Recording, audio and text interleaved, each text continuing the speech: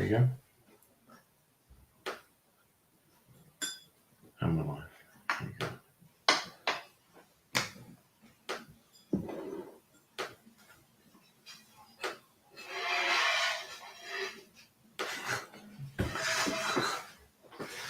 Right.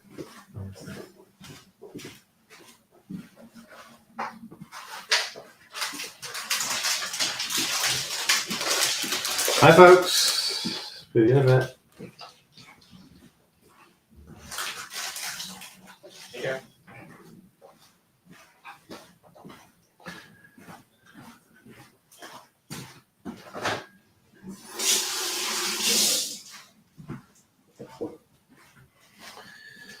How are we doing? So for the last 3 hours, the dogs have been absolutely dead to the world, snoozing on their beds. It's been raining, it's been quiet, we've just been getting on with some prep. Hi Martin, hi mate, hi Carol.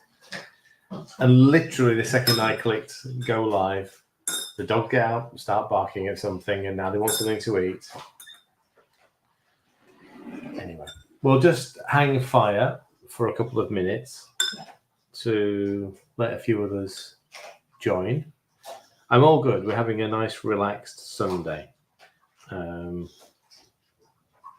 the next 2 hours isn't going to be very relaxed. I've written it all out for the first time ever.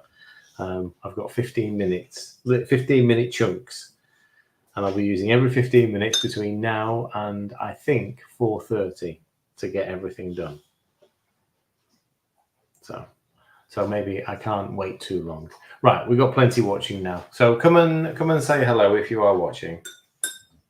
And quite clearly we can chat, and if you've got any questions that you think I can help you with, then fire away. I mean, try and keep them on point, you know. Keto, Panda, who will win today between Man City and Arsenal? Any of those. Yeah, any of those. Hi, Karen. All right. So we're starting with, so I'm doing, initially I was going to do just 3 things. We are going to do 4 things in the next 2 hours. We're going to do the Turkish Gozleme, which is a stuffed bread. Hi, Jack, the bacon destroyer. So it's a stuffed bread, a flatbread. I'll show you that. We're going to start with the dough on that and then come back to it. We're then going to go to making Panda pumpkin spiced muffins, because there's a pumpkin spice cake mix now available online. I'll share the link with you in a little bit. It's something that we've been talking about for ages, and clearly pumpkin is a favorite of certain somebody's in the house. So we invested in some pumpkin powder. Just a word of warning, pumpkin powder, there's a number of different ones you'll find online. So it's not pumpkin seed powder, it's the fleshy bit which has been dried and ground. So it is very bright orange. It's got a very rich flavor to it. But this isn't pumpkin spice. This is pumpkin powder. If you search online for pumpkin spice, it's a completely different thing. So to make a pumpkin spiced product, you need this and spices. So I'm using what is a generic mixed spice, which are the same spices for a pumpkin spiced product. So this bit is the pumpkin and the spice bit is separate. So if you are going to sort of, I'll share the recipe quite happily. So the volumes that you need to make your own Panda pumpkin cake or Panda pumpkin muffins, but you will need to buy 2 separate products, actually 3 with the Panda as well. So Panda as the bulk flour, pumpkin as the color and the texture, and the spices, you know, as the flavor. So I'll get onto that in a minute. So pumpkin muffins. We're then going to do donuts, just because again, when we made them last week on the live workshop, there were a couple of people in the car on the way home going, we didn't get any donuts. So donuts and hash browns. And I know Jack's here for the hash browns. Okay, so I'm going to start with the bread because it's a nice and simple one. Right, Coco, you're going to have to go away now. Literally, you've had all morning to ask for chicken. Away. Away. She refused the breakfast,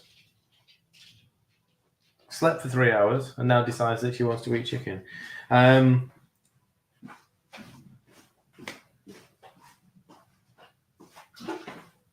Just realised I need some water.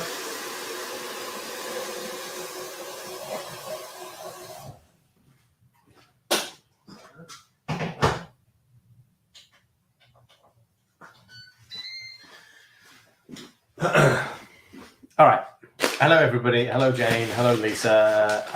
Hello, Elaine. Hello, Kathy. Hello, Barbara. Hello, everybody. Right. Okay. So I should know this one, but I will just go back to my book. The flatbread recipe that I'm using is in the cookbook. It is under Peshwari and garlic naans, and it is essentially the bread recipe and the bread ingredients here. So again, we did this last week and we showed how you can use this recipe to make a variety of different flatbreads. So it's 100 grams of Panda flour. I'll just crack on now because I've already used the first 5 minutes for doing introductions. We've got a lot to get through. So the reason why I'm doing this first is so I can let it proof, because this is best if it's left alone to proof for a while.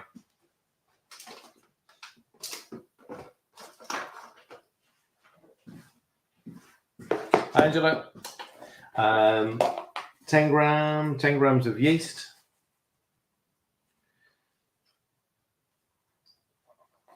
Now this bread, I'm going to flavour it today as well. You can keep it completely plain as it is, but it takes on flavours really nicely. So we made it as a little mini naan bread during the week to go with the curry. What was the curry? Oh, the beef curry.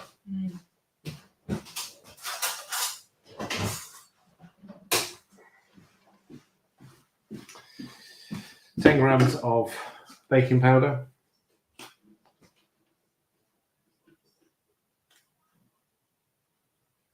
So if anyone saw our pictures from last night as well, we turned the pumpkin spice mix, cake mix, into a mug cake. And we both said at the same time, that's probably our favourite one. It's like, wow, that's really good. Because it's a mix of styles of cake, really. Got the spice from the carrot cake, but sort of fruitiness from the butternut. That's the butternut from the pumpkin. Right, where are we? Salt. Right, so all I'm using spice-wise for this bread is I've got a little packet, one of those little gift packs. It's called Salat Spice. So it's a mix of garlic, onion powder, a bit of herb. I'm just gonna. It looks like it's got some sumac in there as well. So it's a bit of a unusual one.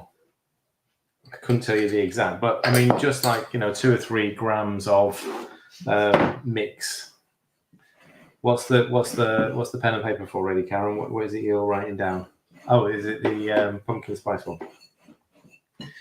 Right, I think that's everything. That's all the dry ingredients in. Yeah, okay, it's all the dry ingredients in. 320 grams of warm water. I've just boiled this to 50 degrees. So 320 grams. Make sure I'm right. Sorry? I've done the yeast. Yeah, done the yeast. You're here for the duration. Hang on a second. Let me just do this. So I can't do 2 at once. Give the duration. Everyone gets busy. Yeah. Not a hot crust pastry. So go for the rough puff pastry. That's the best version. You can't do it as a hot crust. It just doesn't work. Oh, I need oil in there. I don't know if it's on the website yet. The rough puff, actually, it's in the book. I've posted about it a lot of times. It's definitely a recipe in either the page or the group. Right, so oil in there. The oil can be butter, it can be ghee, can be any oil you want.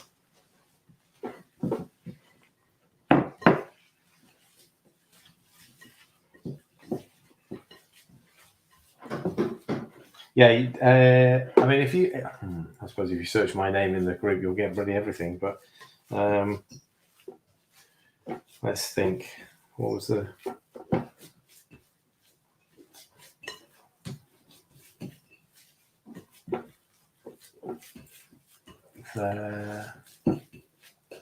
When someone put, do you see it? I don't know. We didn't see it.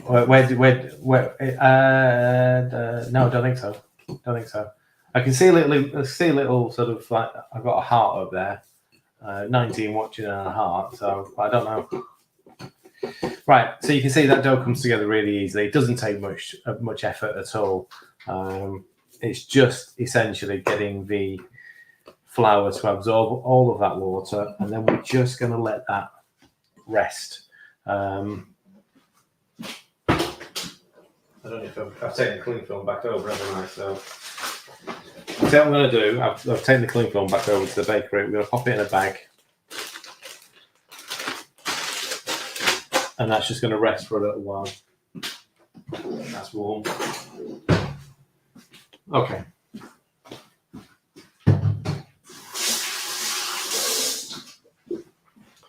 So that's the first one done. That's the. I mean, we'll get back to that. I think I'm getting back to that in about an hour.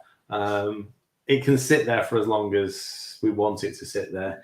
In fact, I made some dough on Monday, and we didn't use it until Thursday, and it'd been in the fridge for the period, for all that time. So you can make it in advance. I just left it as a big ball of dough, and then I came back to it a couple of days later. Pumpkin muffins, right? Okay, let's get these done because they can then go in the oven. I've got my muffin tray ready. I'm going to use these little tulip cases. We made some last night as a tester. You may have seen the pictures. We made them in these little paper cupcake cases. These are okay. They're okay to get sort of the cake out of. However, the silicone ones are much better. The parchment. So these are parchment paper. So, you can find these pretty much anywhere and everywhere. So if you're going out to shop for them, they'll work in the silicone case. We did little amount. So we did the little silicone muffin cases that work fine. These will stick a little bit. These are perfect. Well, we'll soon find out. But I've made muffins in these before and never had a problem. However, I do have pumpkins on them. So how do they have pumpkins on them? All right, okay. So we'll do it in that one.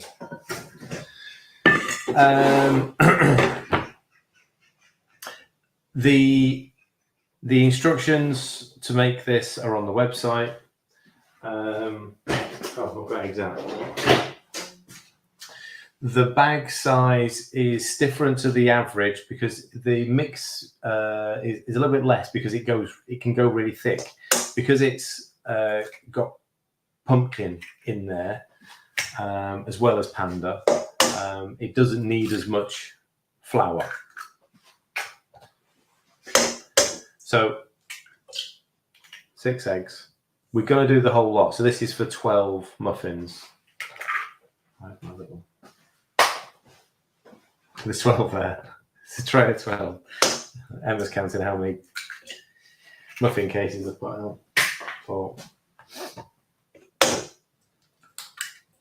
5.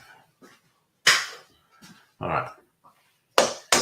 So I'm going to do these as the dairy-free option. So I'm going to use coconut milk. Just have both of those. Now, this is the one that we normally get when using at home. So this is from Lidl's. And it was only, I bought some for last week for the workshop. And it's only when we went to use it, I don't think it was Martin, but one of the guys actually sort of said, do you realize this has dropped in coconut extract? And I hadn't looked at it. I just presumed it was at the normal 80 to 90% coconut extract. This is now down to 51. Who's Jack? So this is now down to 51% coconut extract. So I actually didn't look at the price. I don't know how much these are now. However, I went to Tesco's this morning, and this is on offer at Tesco's. And normally I avoid this one because it's not very good. But this is 65%, and it's at 60 pence. So if you are looking for coconut milk, then right now this is probably one of the better value one. It's in the world food aisle. I'm going to use this one because it's got the ring pull, and I don't want to go and find the tin opener.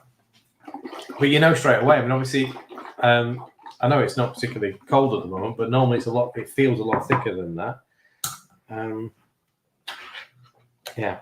So yeah, this one's gone down a lot in its extract. It's just more water.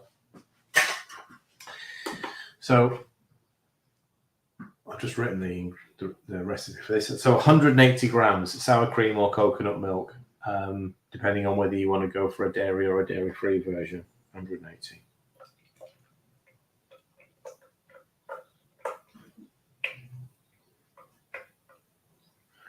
Perfect. If we get time, we might make a dairy-free mug cake, and you can do that. We've tested it a couple of times. You can use any of the mug cake recipes and just swap the cream and water for coconut milk, and it works perfectly. 100 grams of olive oil. Again, you can swap the olive oil for butter or coconut milk, whatever it is you want. Olive oil will make you a lighter cake generally. Butter will give you a bit of a, I'd say crust, but it's like a light crunch on the outside. You ever buy blocks of? No, I haven't, not for a long time.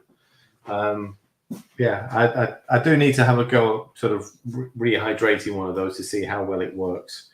And vanilla extract.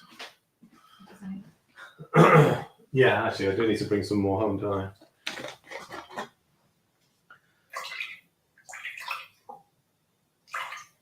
So that's the liquids for the muffins. Obviously, I've got the mix here to just dump everything in now.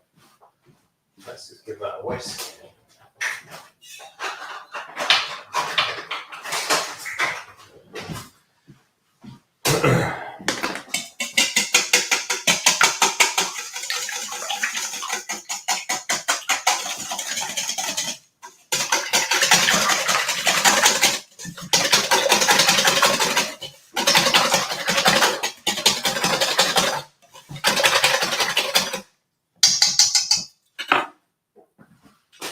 So this is, I say, 12 muffin mix, 6 eggs. It's the entire bag that I'm going to be using. Just sort of fold it in. Now, your batter will be a little different depending on whether you're using coconut milk or sour cream. Obviously, sour cream is much thicker generally. I mean, certainly if you're using the 50% coconut milk, it will normally not really matter. It's weird how it will still. Let's just empty that in. Oh, it smells great already. It will still bake through as beautiful cakes. And the reason why I say that is that last week, 2 of the guys made the same cake. So they were both making coffee and walnut, but they chose different ingredients, i.e. the Coke, one went dairy free, one went dairy. So exactly the same mix, 4 eggs, same oil, same, everything else was exactly the same. And when you looked at the batters, they were completely different. One was fairly loose, fairly thin. The other one was fairly thick. And yet when they both baked, weirdly enough, the one that was the looser mix actually had a slightly bigger rise to it. Both were perfectly cooked. So this is pretty much, and again, when we tested this out yesterday, we realized that it didn't need as much of the mix. If this was a normal cake mix, like the lemon and blueberry cake mix or the cherry and coconut cake mix, it actually needs more flour because it won't go thick otherwise. Whereas because of the pumpkin in there, it doesn't need as much. Okay, so that is enough there for 12 muffins. Now I'm going to try and do this. Yeah. I'll try and do this with the scoop so we get equal portions.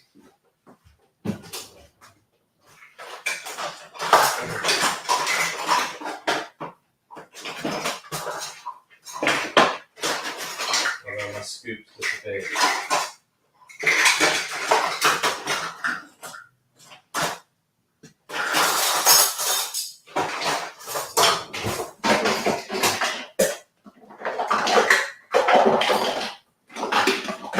It's not there. Right. Yeah. Hi, Ellen. What am I making? This one is the pumpkin spiced muffins. So it's going to be 75 grams per muffin, which should give me 12 equal portions. Okay.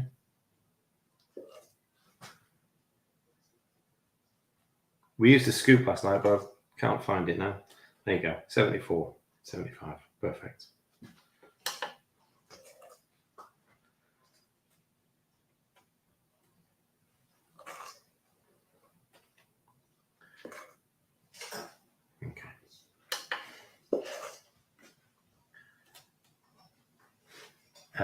Which coconut? Right, so the one that I've used came from Lidl's, just because I had a tray of it. But the Lidl's one has definitely been reduced in its extract, coconut extract volume. So it's down to 51%.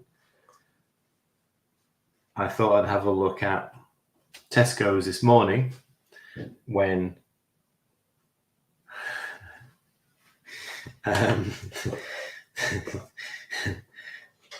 you find shortcuts of doing things, Elaine, when you do something like that for a living. So I thought I'd check Tesco's this morning to see whether, and I would normally avoid that Pride brand because it's always been quite a low extract, whereas right now it's gone up. I think it used to be somewhere around 40%, which is just ridiculous. Yeah, so the trick that I'm using here is each time I zero the scales, and then I'm taking out 75 grams. You can't possibly have these muffin cases out and try and weigh them, because the second you put something in them, they open up. So they need to be in the tray. But by doing it this way, I'm making sure that I get, fairly accurate.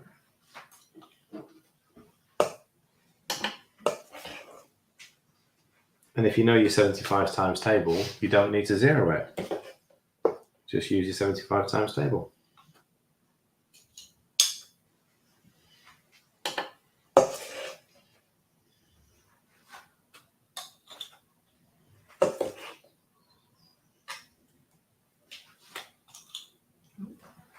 Okay, it's okay. No one's going to complain about a bit of extra cake hanging onto the side of the case.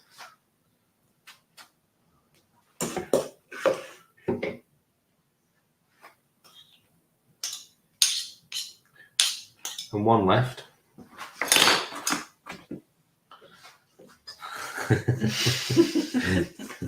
Come on, Sandra. Let's do the 75 timetable. 175 is 75. You do the rest. I've started you off.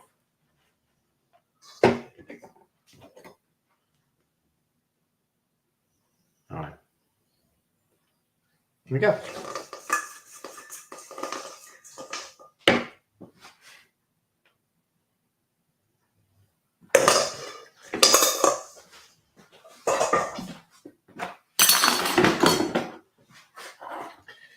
Usual.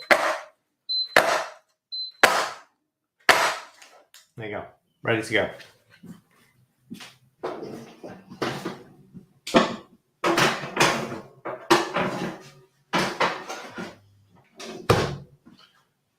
Let's see if they remember. Martin, Jack, what's he going on at?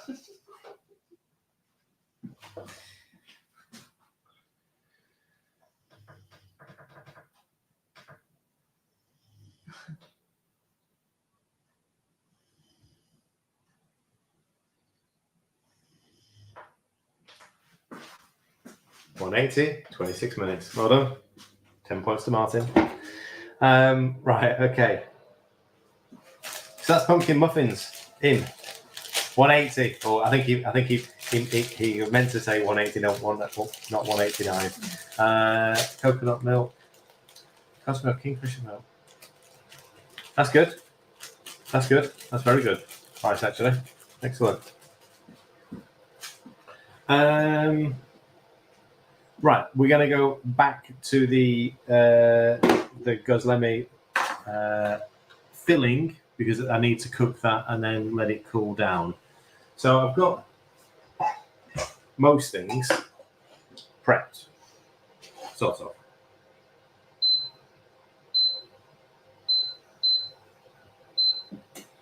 So I'm going to use the same recipe that I made a couple of weeks ago. But instead of minced lamb, I'm using minced beef. Just because I went into Tesco's and you can sort of see reduced pack of minced beef. Yeah, so it was like too good to miss. Where's my tea?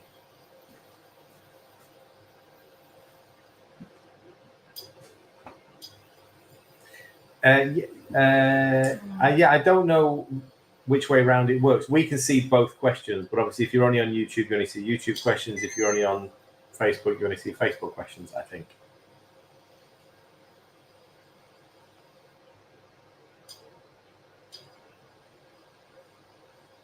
It doesn't actually tell me how many are on which one. It used to, I think. No, doesn't tell me how many's on which one. Hi, Tony. Okay, so this is, I mean, you can make your own mix up for this. You know, this is just something that I am sort of copying from something online.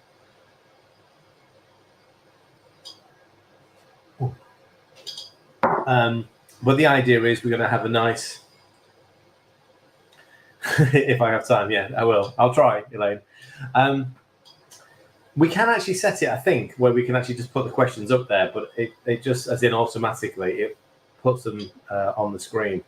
I'll have a look. I'll have a little play. So the filling is really entirely down to you. Whatever you want. I mean, you know, the traditional one is lamb with mint and feta and spices. But you know, if you don't like any of those flavors, then that's fine. You know, go with what you want. However, it's just a, you know, shallots, garlic, minced beef, peppers, and then I'm going to spice it up a little bit with some cumin, some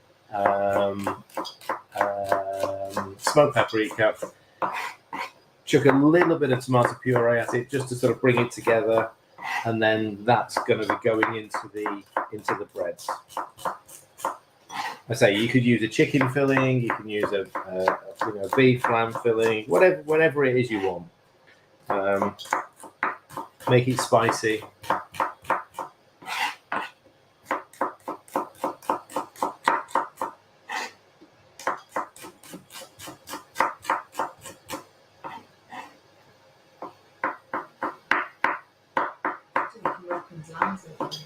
Yeah. but these were a definite hit when I did them.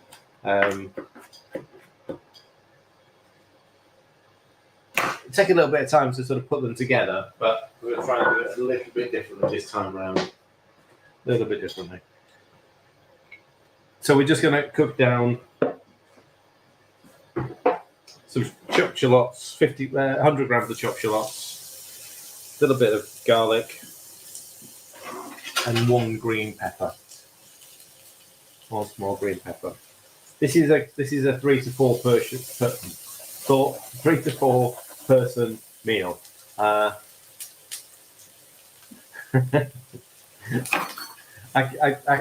can chop with that and read it. I'll do something at the same time. I'm all right with that. Certainly that speed anyway.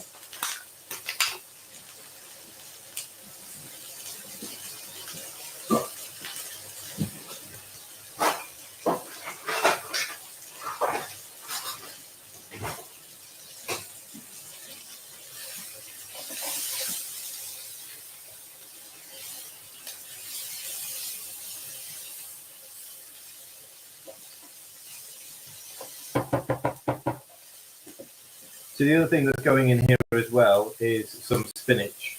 Again, this is just the recipe that I'm following that I found. If you don't like spinach, miss it out. But you'll get the idea as I put them together. But they're the last thing, actually. They're the final thing that we're doing in an hour and a half's time. This is just to get the meat cooked so I can cool it, so I can handle it and fill the breads. So you'll get the idea.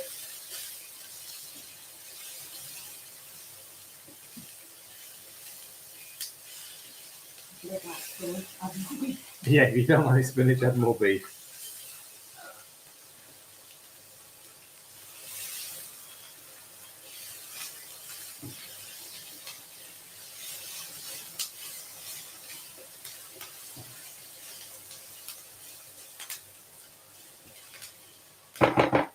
Right, let's get the beef in.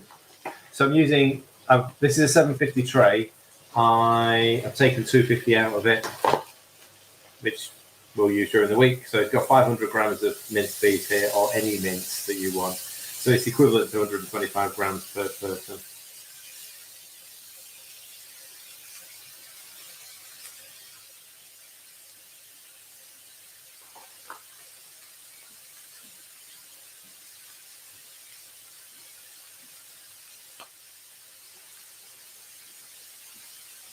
And it was the 15% steak mince that I got there, so it's going to have a fair bit of liquid coming out of it when we cook it.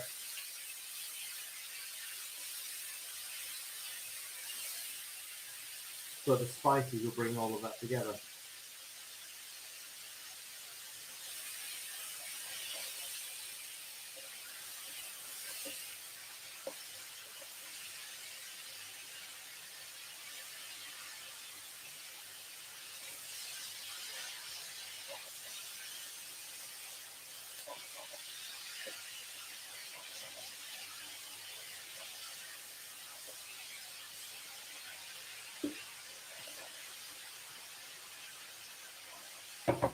Okay.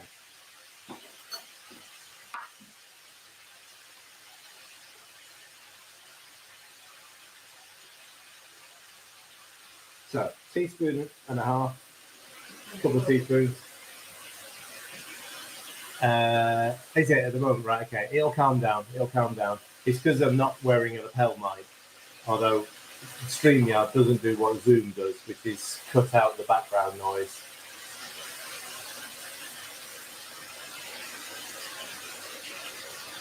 Opened the new cream powder to make stuff work, and it was foggy and damp. I don't know, actually. Ours has been okay. Right. Quite dark down. I guess it just clumps together like you custard. Yeah. If you just break it down in a packet, it goes back to powder. But mine hasn't been damp unless it's been contaminated with anything. We double it on anything. I wonder which microphone it's picking up.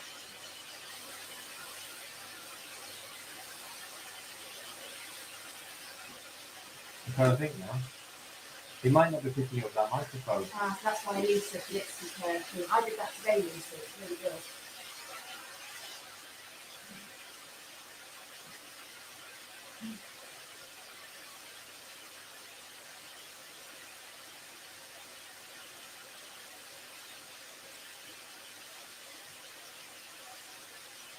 Ah, here we go.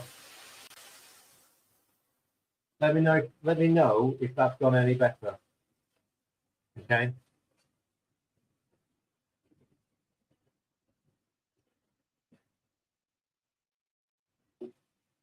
I'll turn that down as well a little bit. But yeah, right, okay. So there's a noise cancelling thing on there, and that had been turned off. So that's fine. That's great. Okay. Thank you. Thanks for letting me know. Brilliant. Right, so spices. Cumin. We're a fan of cumin. I know a lot of people don't like ground cumin. It's got a very distinctive flavor, smell. Smoked paprika. Teaspoon of that. We like it. Black pepper. Don't rub it in your eyes. You have to be there.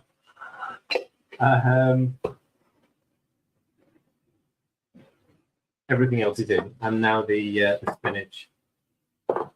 So we use the frozen spinach, which I've had out for an hour or so. So they're slightly defrosted, and they'll just defrost in here. Otherwise, it's just fresh spinach straight in.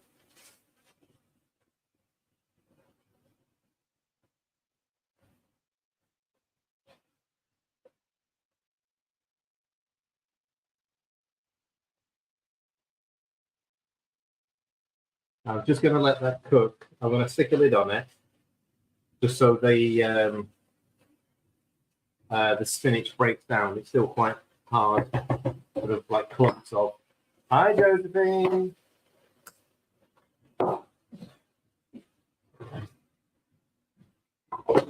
Okay. Where's Liam? I haven't seen him. Hey there, mate. Yeah, just gonna let that cook for a few minutes, and then we'll taste it, add some salt, and then that's it. It's gonna be off. Hello, mate. How you doing? Your comment must have come in after. No, so the voice is now breaking up. Is it now trapping? I'll leave it for a second and see if it calms down now I've done that.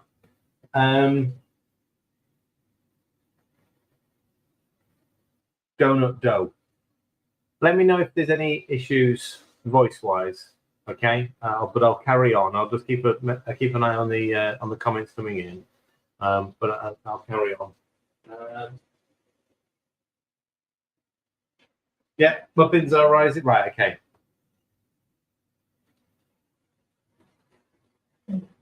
Fine on Facebook. Right, okay. Okay, all right. Let's crack on. So again, I haven't made donuts for ages and ages. I put it as an option for last week for the class to see who wanted to make donuts, and 2 or 3 did. So I thought I'd better give it a go again. It's been a couple of months since I've made them, so I did have to sort of check the recipe. How did they make these? But these were a regular thing for us, the fried donuts. And actually, shut up, Lisa. So what I haven't seen Liam since we've launched the book, actually, and I do need to see him soon. There's something that I need you to teach me how to do. But this was one of his. This is. I mean, and a lot of the recipes that are in here came from the work that Liam did with us. So the donuts, you have to say thank you to Liam for that. Right. Okay. So let's get this together.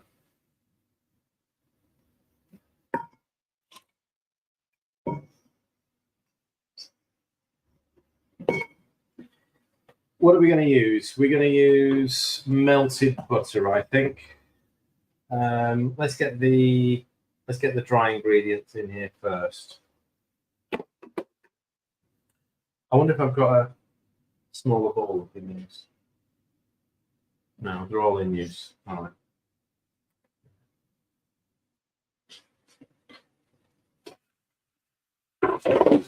Right, yeah. So these are little dumplings. Reading your bloody message, Martin. These are mini donuts, which are going to be fried. Okay, going to be fried. These can't be baked. It's a different recipe for the baked ones. Okay, so just frying only on these. 85 grams of Panda flour.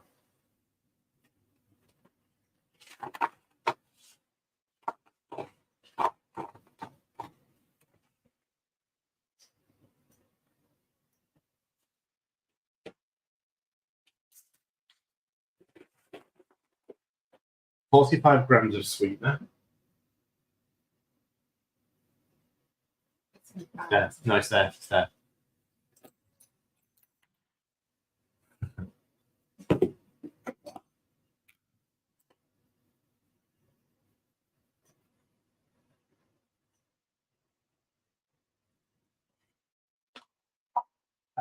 Some yeast.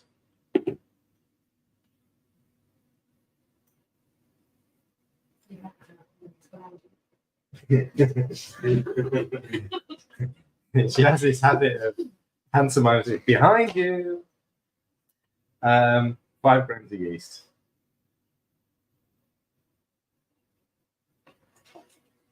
A teaspoon of baking powder. Let's just pass me the spoon.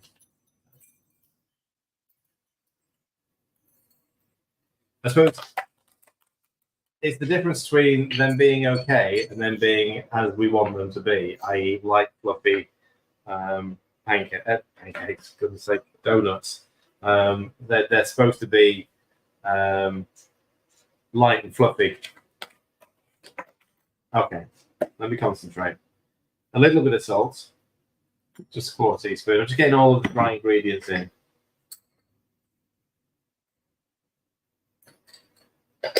Okay, that's it. That's all the dry.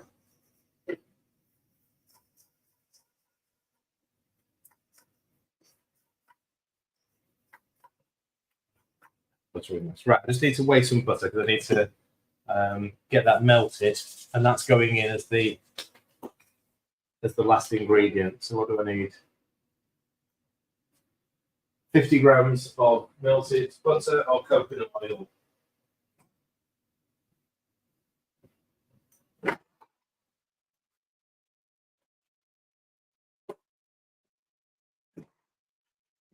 It does smell great in here, but obviously this right under my nose, which is fab, but I can smell them as well. Have a look at that.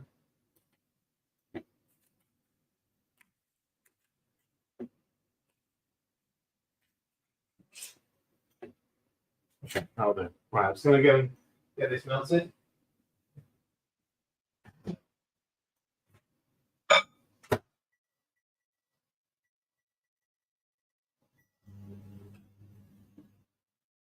All right, muffins have got 10 minutes left on them, hopefully.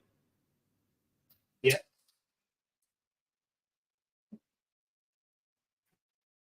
Something in the edge.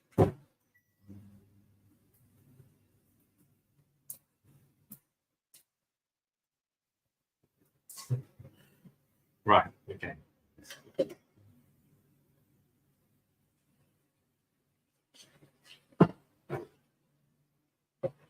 Okay, so the spinach has properly wilted now.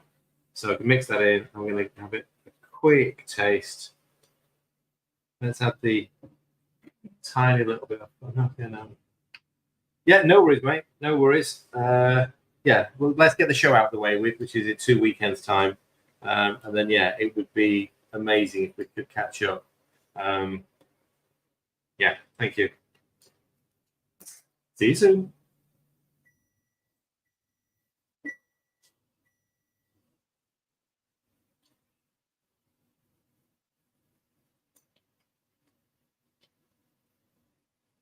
All right. That looks beautiful. Haven't got anything to.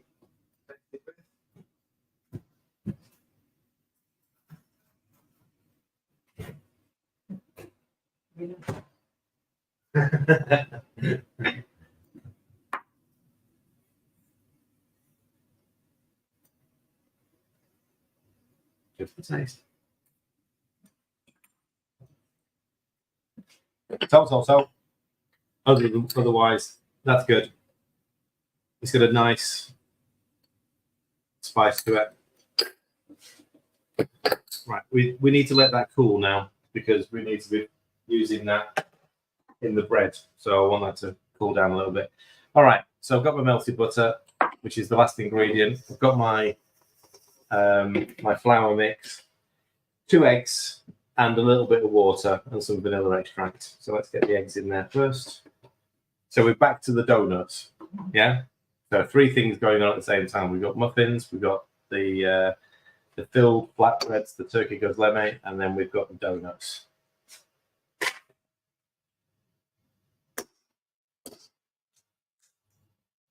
Karen's what? I put my order in. Who have you placed the order with? You're not getting the muffins. You're not getting the muffins. Although I might be able to find someone to do it for you. It won't be me though. A little bit of vanilla. What did I say? Oh, water, isn't it? 75 grams of water. Just cold water. While it's there.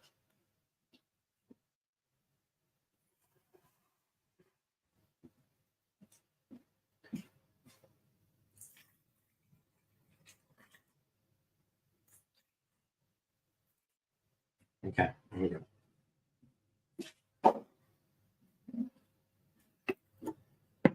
I didn't get any spatulas out today. And I think we've done over there as well. Missing some of the blue top ones. That's okay. That's okay. Right, bring this together. This is going to be a very, very thick dough. The fat, the butter is going to go in last. So you can sort of see, I'm going to have to get my hands in there in a second. Just bringing it together to start with.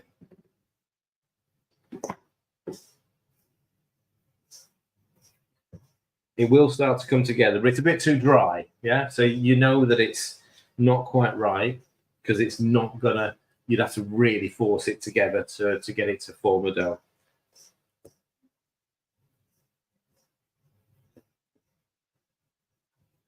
If you wanted to change the flavor of the donut, you could always add some cinnamon into the flour mix, or you could always chuck some cocoa powder in there as well. Yeah.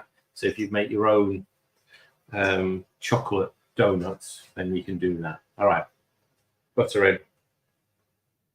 Obviously melted, cooled, so you can at least handle it. Yeah. And then just mix that in. Now, like with all things Panda, it would be best if you can then let it rest for a little while. Totally understand the need for the donuts the second you've made the dough, but it'll actually help with the rise when they're being cooked. Okay, if you can make the dough in advance, make it a day in advance, and then stick it in the fridge like that. And then when you're ready to use it, take it out an hour or so beforehand. Make your little donuts. And fry them. Right. So I'm going to leave that now because I might be 10 minutes ahead. I am, because we're going to go on to hash brown. That's until 3 o'clock. I've got 10 minutes spare.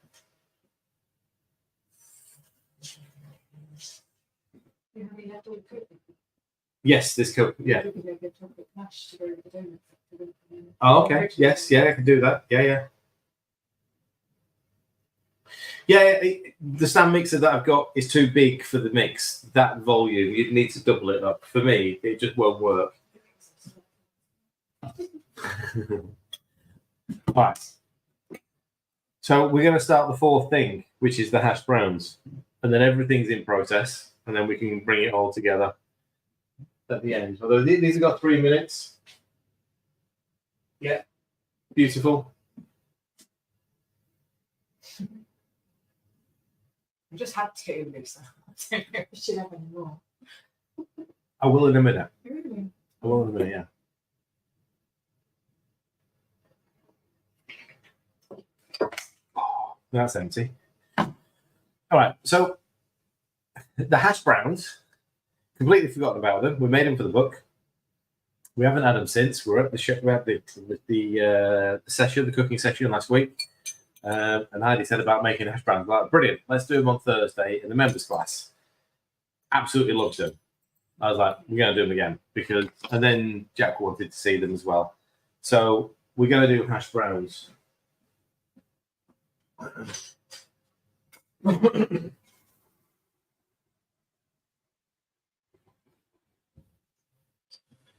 And thanks to Lisa, she showed us a way of making the hash browns into proper hash brown shape. So when I made them for the book, I just hand shaped them so they were just little patties, essentially, little sort of like burger sizes. But we've got a perfect little tray.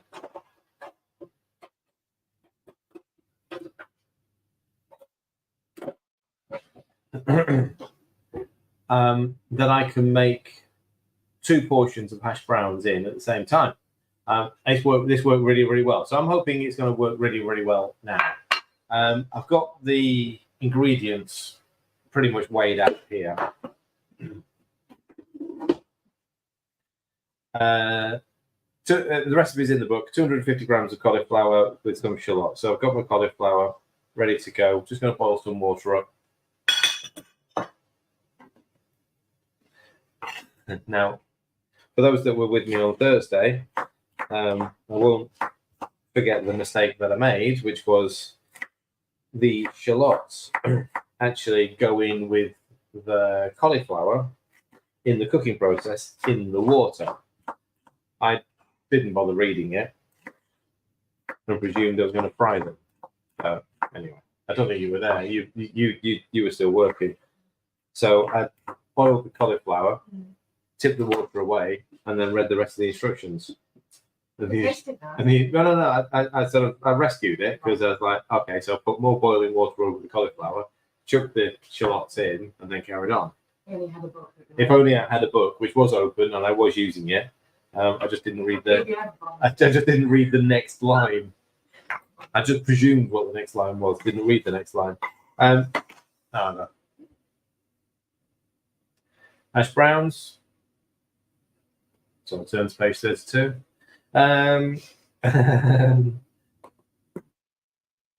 Cauliflower, shallots, egg, Parmesan cheese or a dry cheese. We're just using our favourite sort of savors,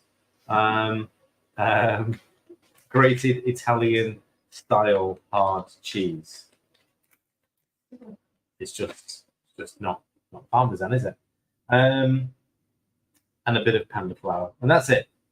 They're really, really easy to make. We're going to be boiling the cauliflower, but then we're going to blitz it. We're going to let it cool down a little bit before we can handle it. Right, I'm hoping these are ready because this is a full batch into the into an audio book.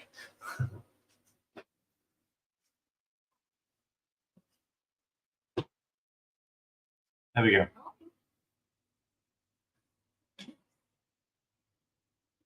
Yeah, they feel.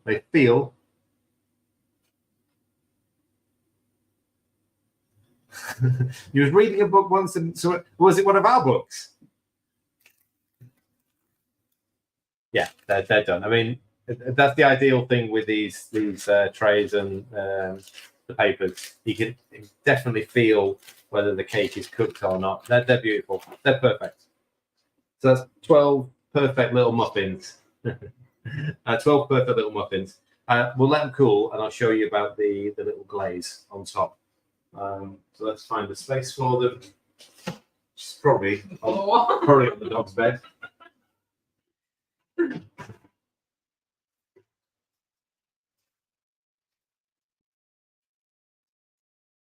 Just hope we don't need to use the microwave again for the hour. I'm still trying to think how I'd cope with reading a book and someone had torn out the last page. Yeah. Oh.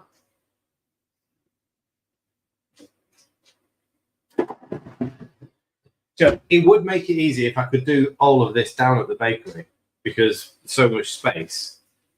We just don't have any connection, no data connection, so it's just impossible. Right. Okay. So cauliflower. Yeah. No. But it's sort of like I can have or I bring the rack back here, the tray rack. Yeah.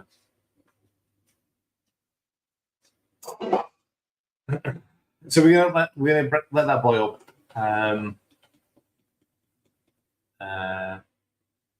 For about 5-10 minutes. Just get it up to temperature, soften it up. The shallots going in, then we can start messing about with it. So what can I do in the meantime? Make a catch. You want me to make the ganache? Okay. Are we having original? Maybe original. They're just plain donut. Donut. So you could do a catch. Dunkin'. Yes. Donuts. Yeah. Okay. So I'll do the coconut milk version because it literally is coconut milk, cocoa, and sweetener. That's it. That's all you need. So if you want to make a chocolate sauce to go with your donuts, that's this. Let me find a small bowl.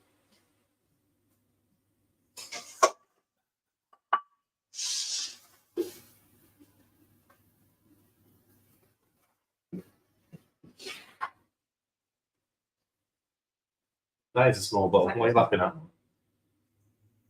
Again, we've got like a million bowls there over the bakery now.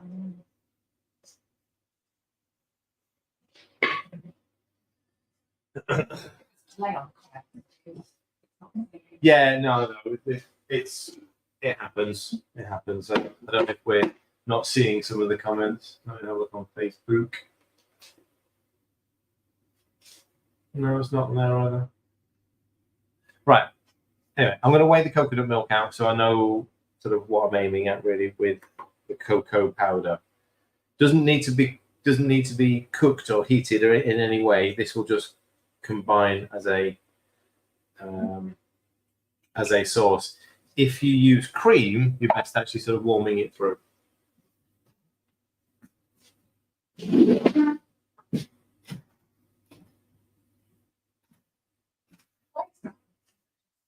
I don't know actually. I don't know. It just didn't work as cold.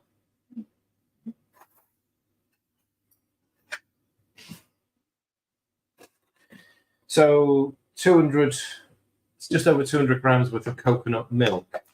I'm going to go with something like 20% of sweetness, so about 50 grams. You can always add a little bit more if you need it.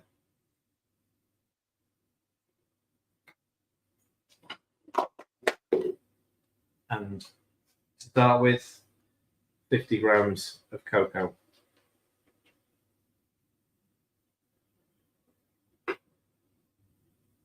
Okay.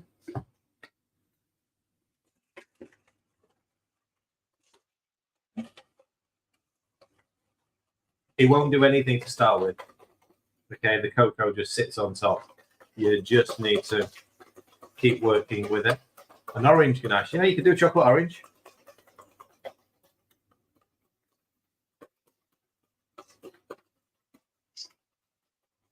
So it's getting a little bit thicker. Just give it a minute.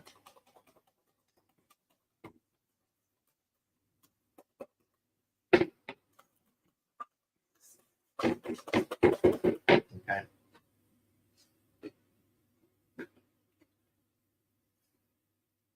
So that was another 30 cocoa.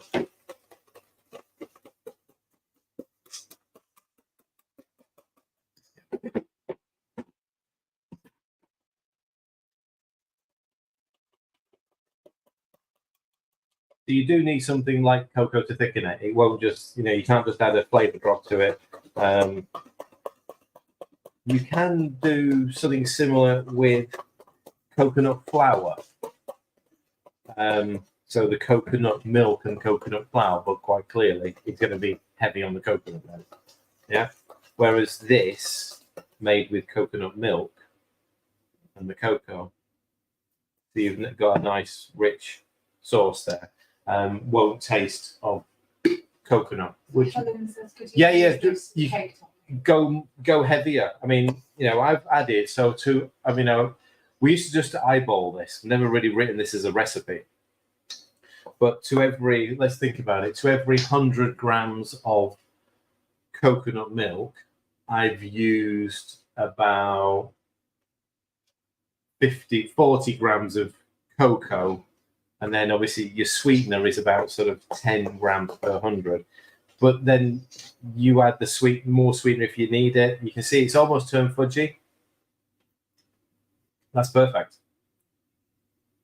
That's perfect. I mean, it'll take a flavour, have a little taste. It'll take a salted caramel. It'll take an orange. It'll take something in it. No problem. Yeah. So it's a exactly. It's a light chocolate mousse. If you want to make that into a thicker ganache, more cocoa. That's it. Just more cocoa. Another sort of 10, 20 grams in that mix, and it will go solid. There's a flavour right at the back of the tongue, which is slightly bitter. I get that from the coconut milk. But you could hide that with a bit more sweetness. If that's too thick, then just add a little bit of liquid to it. Just add a little bit more coconut milk to it. So it is just playing around with those volumes. 3 ingredients for a chocolate sauce or cake topping. That would, perfect. Right. Cauliflower. Shallots. Let it come back to. Could use that?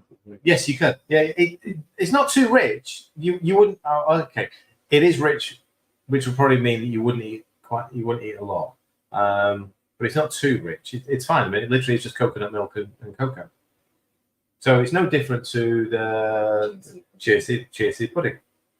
You don't actually need the chia seed to set it. Because you wouldn't. The chia seed pudding requires chia seed and coconut milk to set the pudding, whereas all we've done is switch chia seed for cocoa. That's it.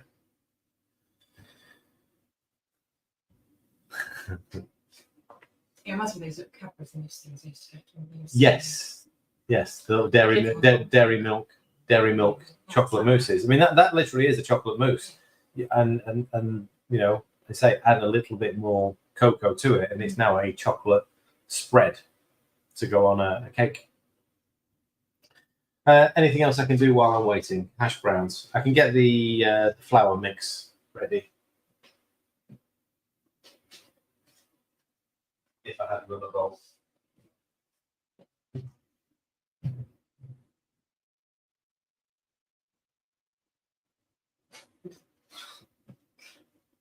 Oh, that was we want to use it.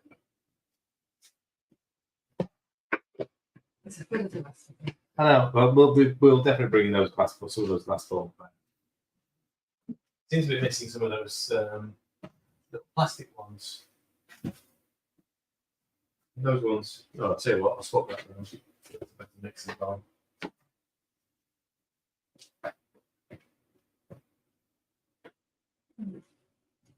All right. Because the hash browns, we're going to blitz the cauliflower in here in a minute, and then everything's going to go in to a bowl. So I might as well get the dry ingredients sorted out. It is 40 grams of Panda. Everything is at the unit, mate. Everything is there. Yeah.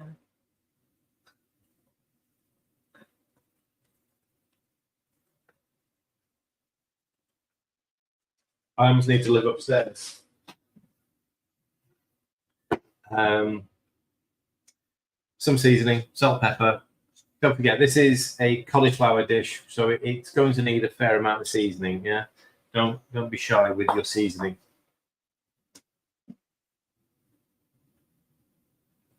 If you want to put some, chopped herbs in it, some parsley, whatever, then again, now's the time to do it. Into this mix here.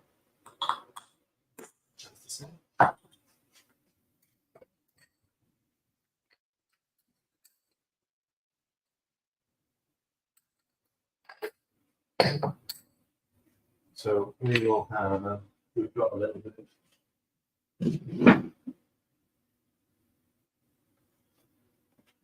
bit of mixed herb, just a pinch.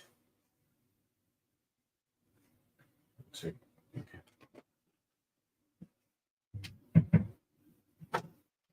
All right, they're good enough. I'm just going to strain this off.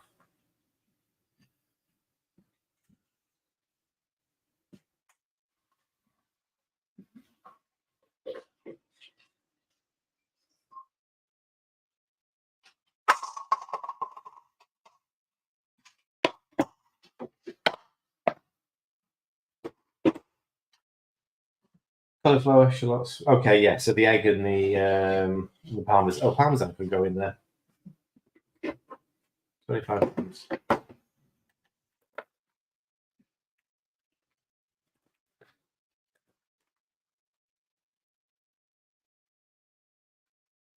Suppose if you didn't want to add cheese, then I'd probably replace the 25 grams of parmesan with an extra sort of 10 grams of Panda at the max. Maybe 5 would do it. It's just to help the stability of it. Bacon bits, absolutely. Jack can help you with well done bacon bits. Yeah, he's the master at creating overcooked bacon. Actually, yeah, bacon bits inside the hash browns would be amazing. Yeah, that'd be amazing. Okay. Who doesn't have cheese? Yeah, I know, but some people can't have it. So, that's hot. I'm going to try and get it all in one go because we're going to blitz this so it's still got some texture. So I don't want it completely smooth. I am overfilling it. I am aware of that, but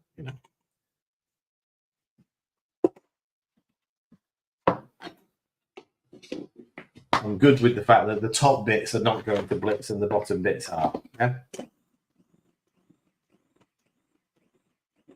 That should be enough. Yeah, perfect. It resembles sort of like grated potato. Exactly what you're looking for.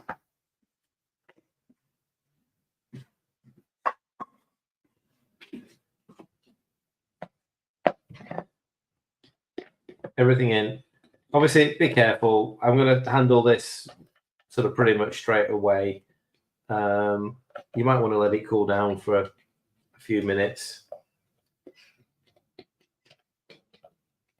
We are going to let it rest again as well. Right, there's just one egg in that. And I think that's everything then. Cauliflower, shallots, medium egg, Parmesan cheese, pepper, salt, Panda flour, oil for cooking in. I missed the beginning. Yeah, shallots are in. Missed the beginning. All right, sorry, I was reading the question. Missed the beginning. That is that cauliflower and Panda flour. Right, okay, so cauliflower, which was parboiled first, and then I added in the shallots. And then once they've cooked through, blitz them into a shredded potato like texture, and then we're adding it into the flour. Again, we're going to bring it together and we're going to let it rest just for a few minutes. It doesn't need to rest for long. This clearly it's quite hot, so it's going to go reasonably firm.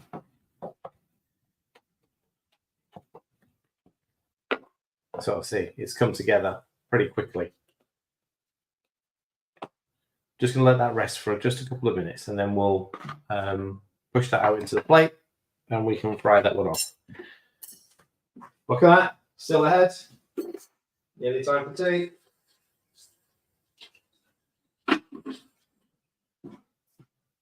All right, what's next?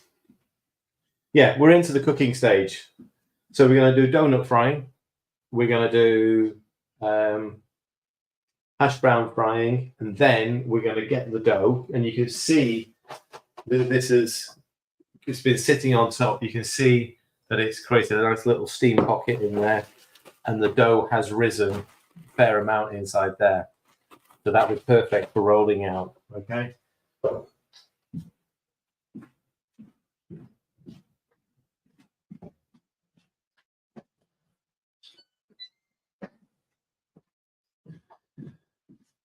That'd be the sound of the kettle. Okay, so for the donuts, this is coconut oil. This is what we used last week, and I just kept hold of the oil because we only fried up a few. Need to be careful when we're doing this, not to overheat the oil. It's easier if you've got a small deep fat fryer.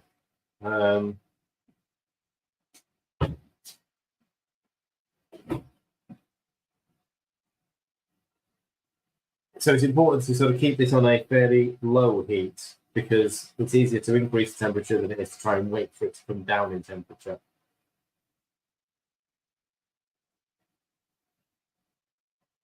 So we'll give that a minute.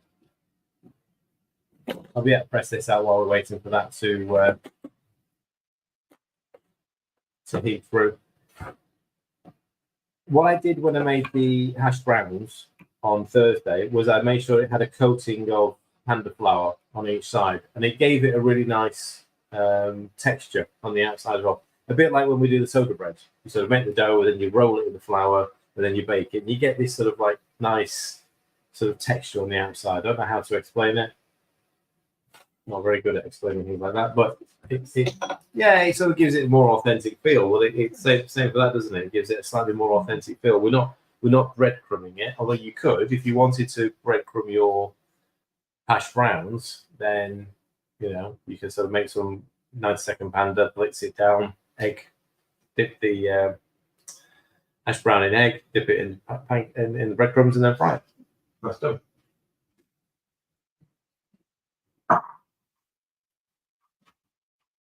What's that? Oh, the basket? Yeah, it was in here.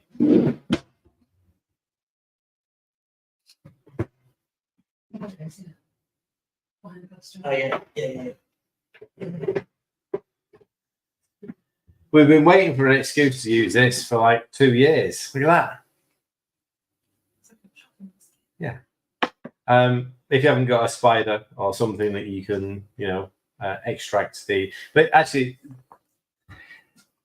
something like this is useful for a couple of reasons with the donuts.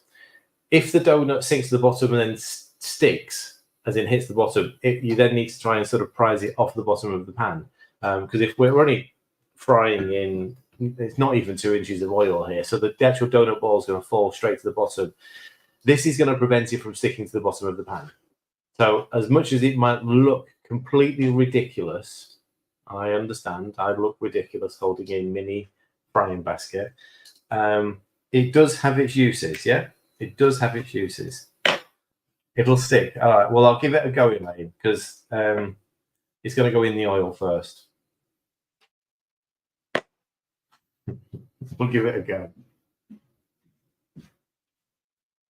What's the worst that can happen? What's the worst that can happen? Yeah.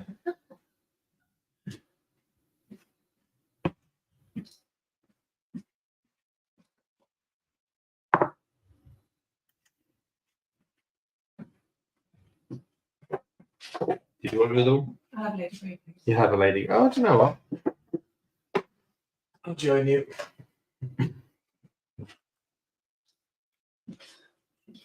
Are you talking from experience there, Elaine?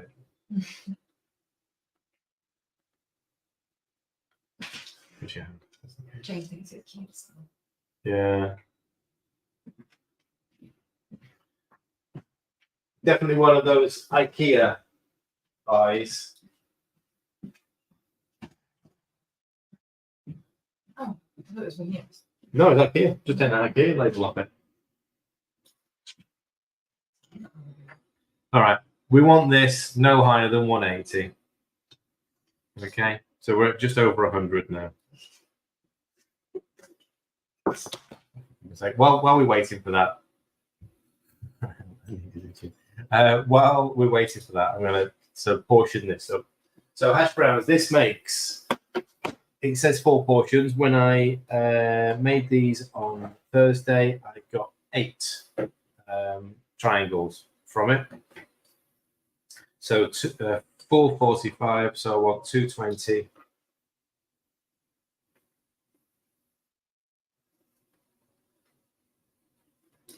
Okay. So half at a time.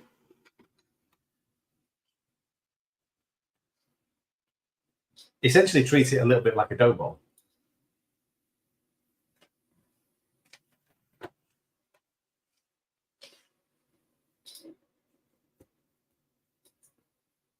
Coat it.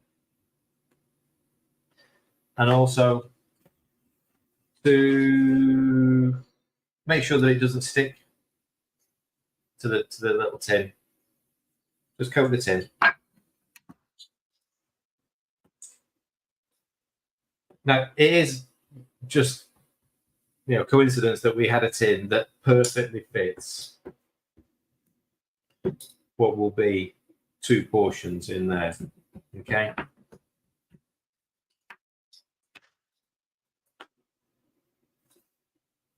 So we've got our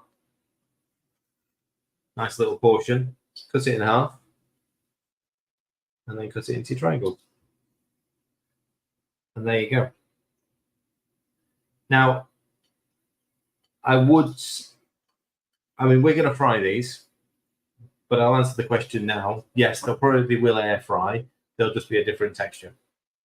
What size is that tin? Literally have no idea. I mean, where did this come from?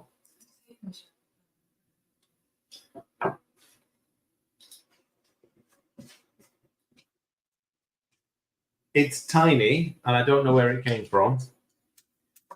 It's 16 centimeters, or internally, it's 6 inches long. Big one. I think this is yours, but I just don't know what you bought it for. I don't know. It's a 6x4. Just. It's a really irregular size, and it's barely half an inch. Half to 3/4 of an inch. I mean, it's got the brand Masterclass on it, so you can sort of. It's got a brand in the middle, Masterclass. So have a look online for the Masterclass baking tray. Not a clue where it came from, why we have it, and what we'd have used it for previously. But it's as easy as that to make the hash brown. Again, I am going to fry them. I'll do some donuts first. So the dough, right? Same size as the regular photo. Yeah, I suppose. Yeah. You can do whatever shape size you want. I mean, if you've got any form of square cutter, cake cutter, then you can use something like that to sort of create the shape, and then just cut that in half. Anything, and they're about. We don't know very much. We don't know. We don't know. Who's asked where's it from? Sharon. Oh, right. We don't know. We just randomly found it in the cupboard. Can't help with where it came from because no one's owning up to it. 140. Right. So we're at 150. So let's get a couple of donuts done.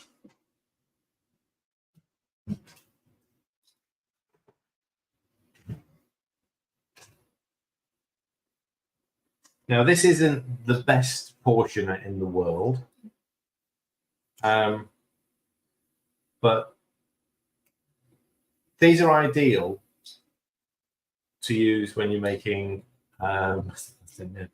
These are ideal to use if you're making sort of like cakes and whatever, even small volumes, because it'll give you a more accurate single measurement. They're called portioners, not ice cream scoops. Ice cream scoop is slightly different. Doesn't generally have the thingy bit. Oh, I think this thermometer is on its way out. It's just told me the oil's 300. Oh, it's flicking between C and Fahrenheit and centigrade.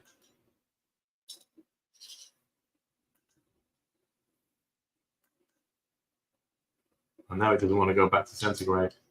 We were at 170. Oh, right. Okay, we're back. We're back on centigrade.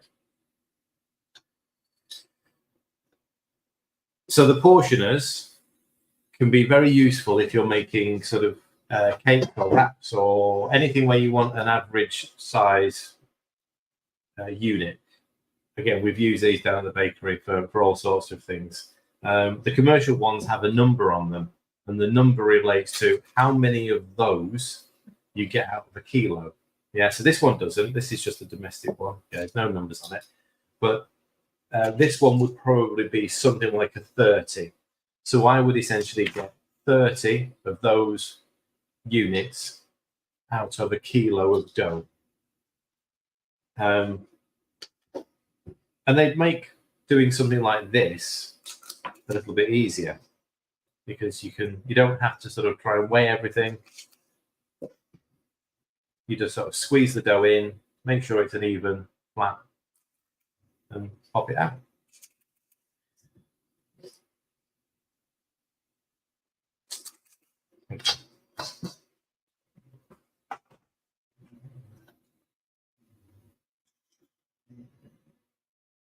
Right, it's flicked back up to Fahrenheit again. 183. Right, we're good to go. We're good to go. Right, Elaine, here we go.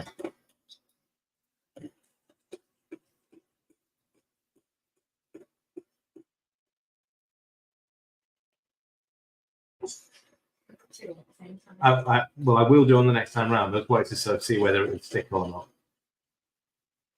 It's not stuck.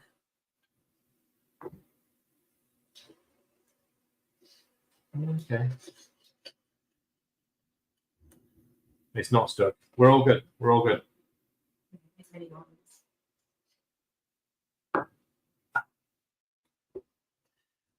Okay, so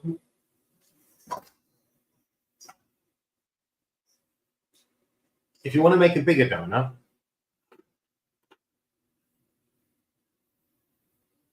so these are going to be about 30 grams, I'd say. 27. Okay, 27. They should all be about 28. That's how you get uniformity when you're doing it as a bulk. Every one of those are 27 or 28 grams. Okay, so let's go. That's 67. So that's just close to 3 times.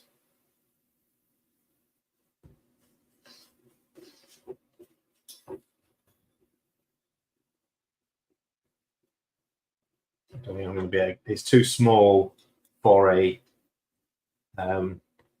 to punch a hole through without it splitting.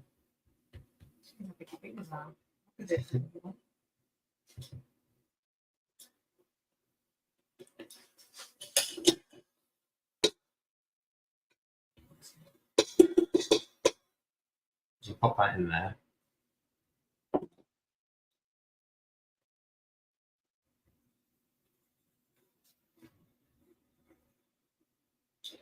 No, I'm going to go straight in.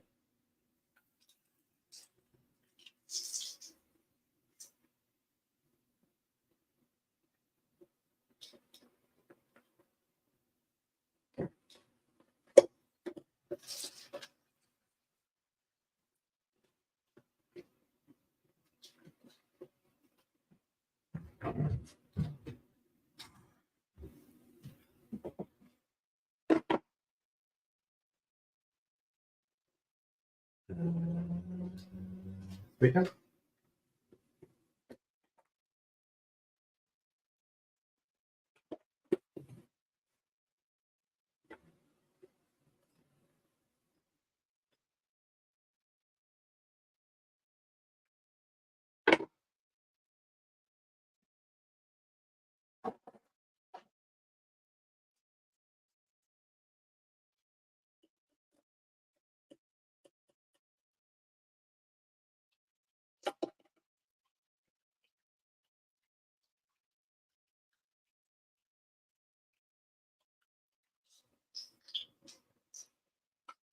Yep. They obviously don't take long to cook.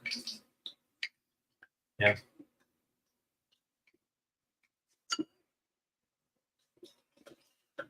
We always took in. Sorry, Nicola. They always cook really well.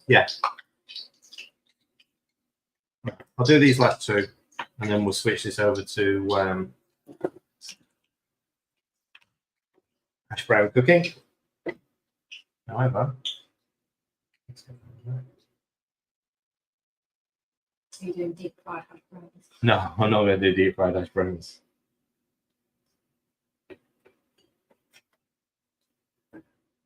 And they smell exactly like fairground donuts.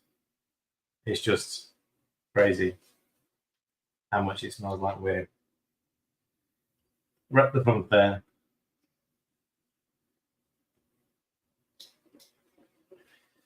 Let's get a level. What should we use? Deal. We have to look at that there. Yeah.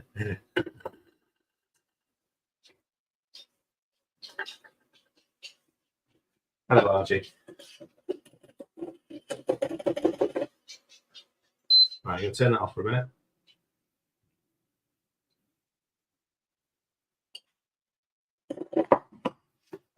Yes, I know, mate. It's not very nice.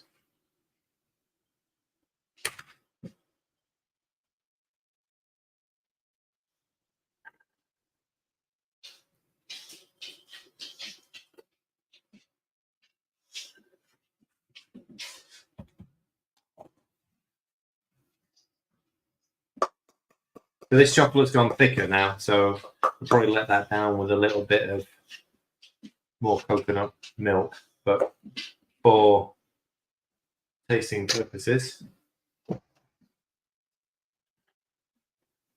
you go. I know the focus is a little bit sticking in front of my face again. There you go. Donuts with chocolate sauce, and it's really not a great place, Archie.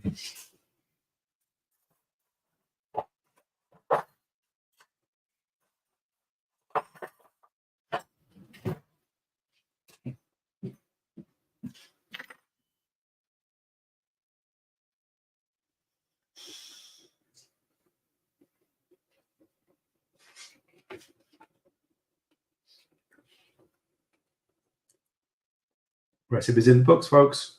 Doesn't take long to make them. They should be fluffy inside.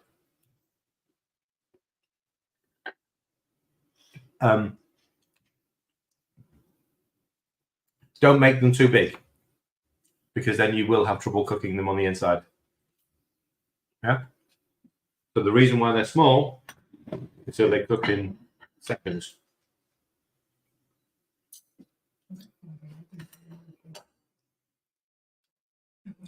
Well, they should be. I mean, you saw how long they take. They cooked. They're done. They're instantly done. Yeah, just a couple of minutes. Open up a big one to show them. And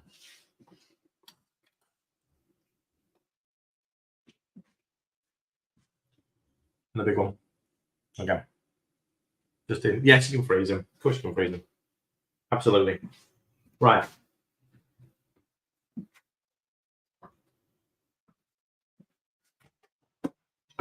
They will be firmer. This is what I said about these donuts. Make the dough, store them, fridge or freeze them. You can even put them as dough balls and freeze them as dough balls. Bake them or cook them, fry them to eat. That's the best way of doing it. Whatever way you want to do it alternatively, that's absolutely fine. If you want to cook them and freeze them down as a ready-made product, that's fine. But they will be tougher. They'll be harder. Those, light, fluffy, perfect. That's your donut. Yeah. Right, let's crack on. Hash browns, nice and straightforward.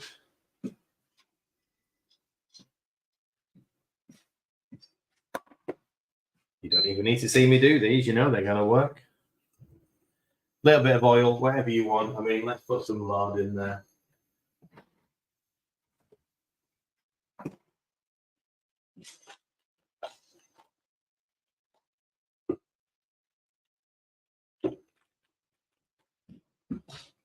And then what we've got left to do, we've got the rolling of the bread. So let me, while that's heating through. I'm going to clear some space so we can roll the breads.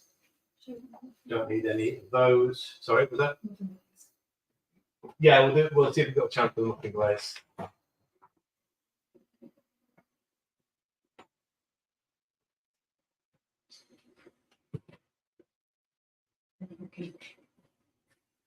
No time. No time, no equipment to do that.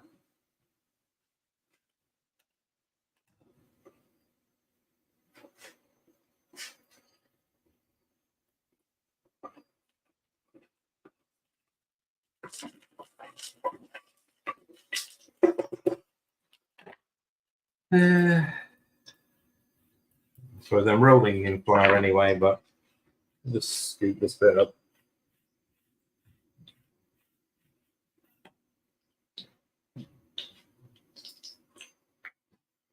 Right, 4.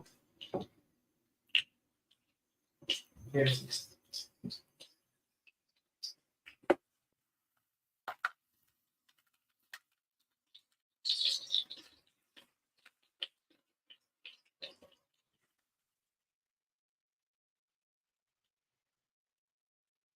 the frying is for your aesthetics. Everything's cooked.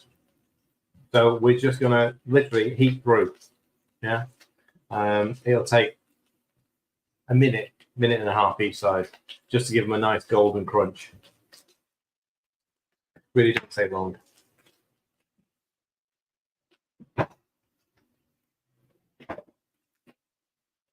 What can we put them on? Can we put one on the plate?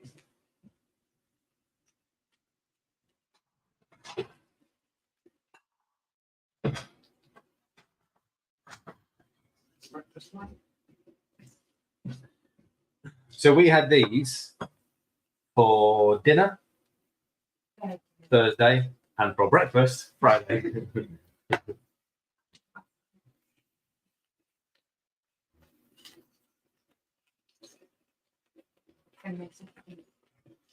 Oh yeah, with the homemade sausages, which were the best ones we've made. Best, just straightforward pork sausages, just really well seasoned.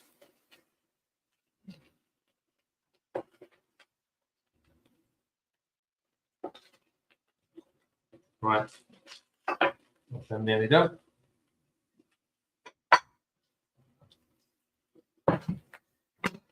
The final thing. Right, I've had this down as a 4 o'clock start for this one.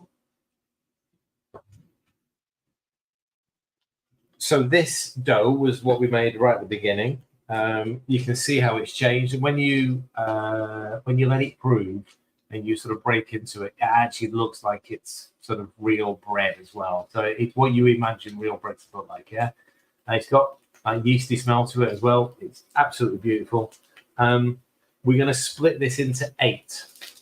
Yes, it is another burn mark. It's from that pan when I was trying to do 2 things at the same time. So this is going to be broken into 8 because it's going to make, hang on, no, it's going to be broken into 16. No, hang on, it's only one dough. It's only one dough. I did a double dough last time around. It's going to be broken into 8. It's going to be broken into 8. Yeah, that's right.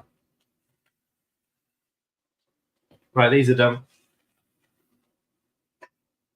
4 lines. You what? 4 lines. 4 lines. Oh, right. Yeah. Okay. I really got the wrong utensil here for that. Just rubbish.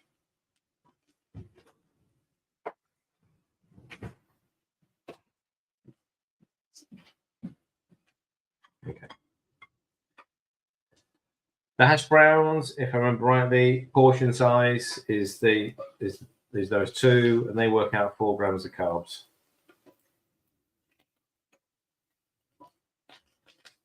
Okay, there we go. Hash browns. Nice and easy. I'm going to be using that. Perfect.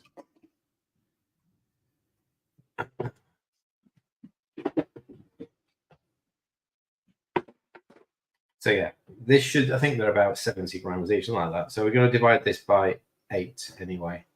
So 477.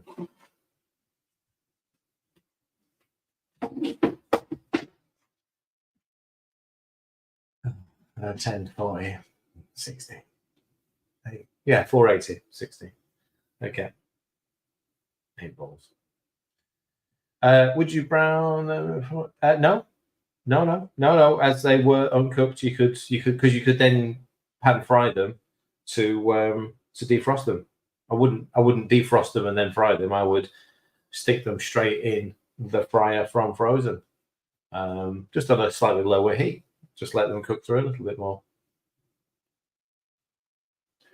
They probably would at that point if you're freezing them deep fry.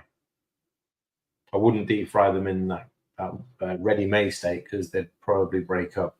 But I'd need to try it.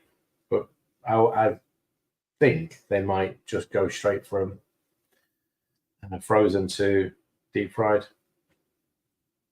I forgot 2, 4. Oh no, I've got 8. Okay.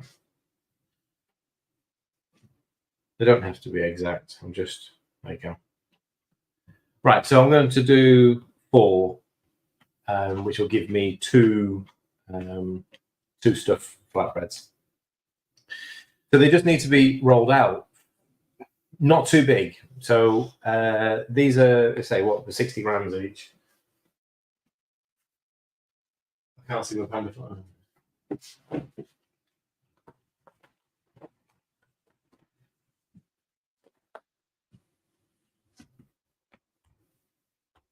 So your mini rolling pin would come in handy here. The range have gone for £1.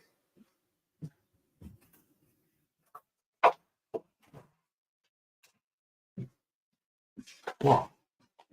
What are you? They're actually £99. They were £99. Sorry, they were £99.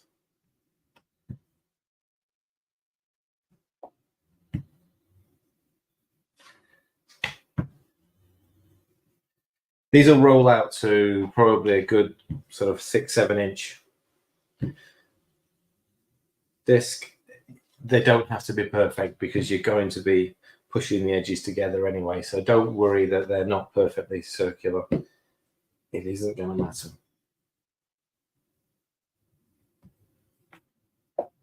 Okay. So there's one. Just give it a bit of coating of flour just to help it stop sticking.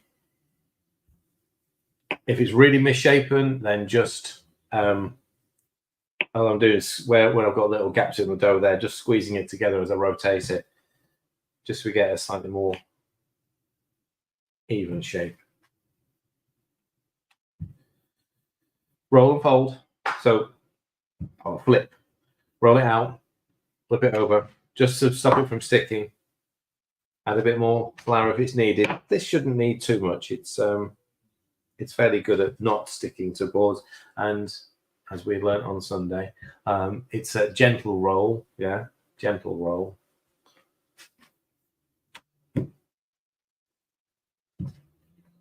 Oops. Right, so that bit there just caught the back of the pin, which was dry. Let's just repair that. But that's fine. So we've got 2 there that will go comfortably together.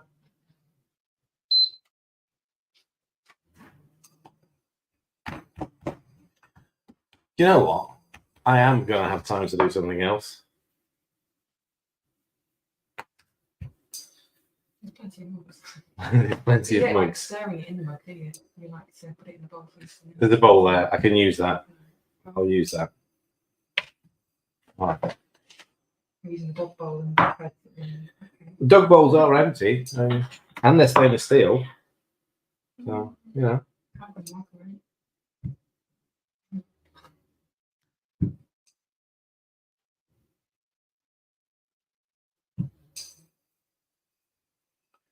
Yeah. Yeah, you want to do a mug cake? Yeah. Okay. Yes. So this is the soft flatbread recipe. Yeah.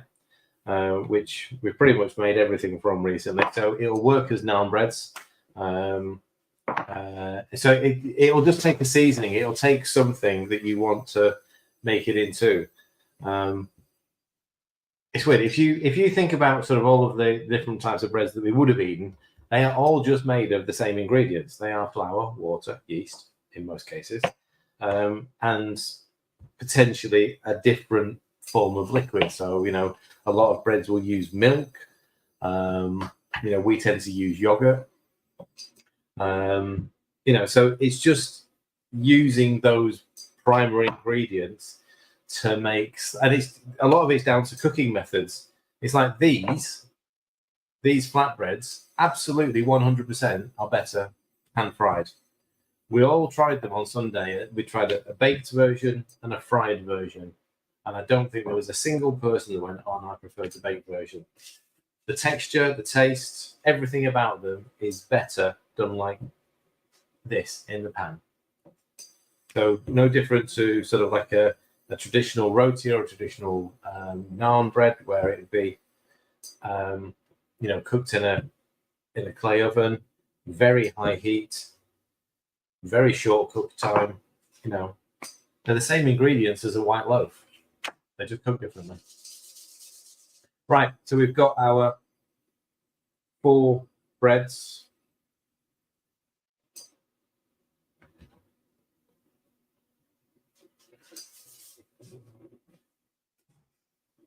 We've got our ever so slightly cooled down meat mix.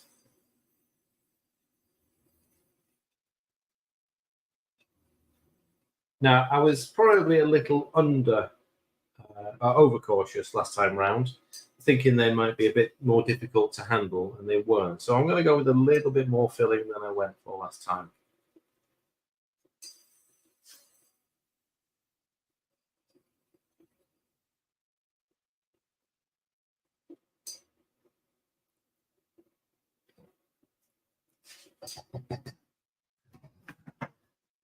It was a painful session this morning. It definitely was a painful session. The original recipe for this was using lamb and feta. I'm using beef and mozzarella. So I'm not pretending that this is an authentic dish. I'm just showing you the variations that you can make. Again, these work out at sort of I think probably around about sort of 6-7 grams of carbs per flatbread, as in per filled flatbread. A little bit of water helps stick the edges, which I didn't get.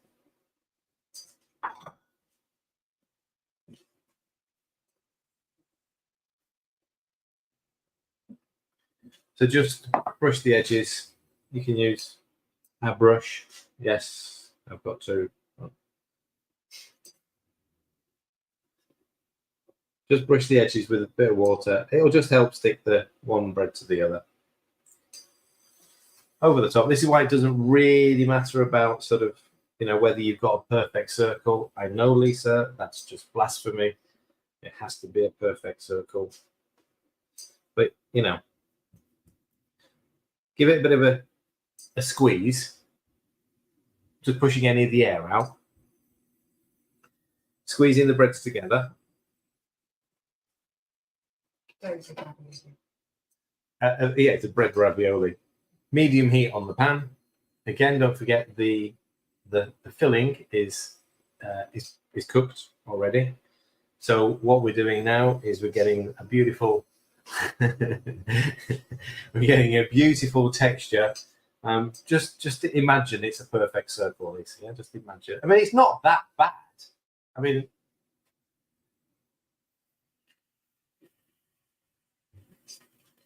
beautiful. This I mean, we didn't know we were having this until a couple of days ago. I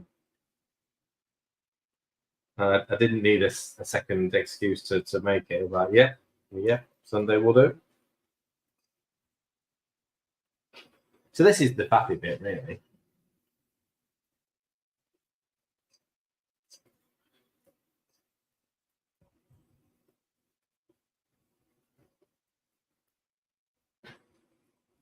Give it a squeeze, just make sure everything's compact in there. Okay. We're just going to let that cook through. I'll roll out a couple more. Oh no, do you want me to put a mug cake together?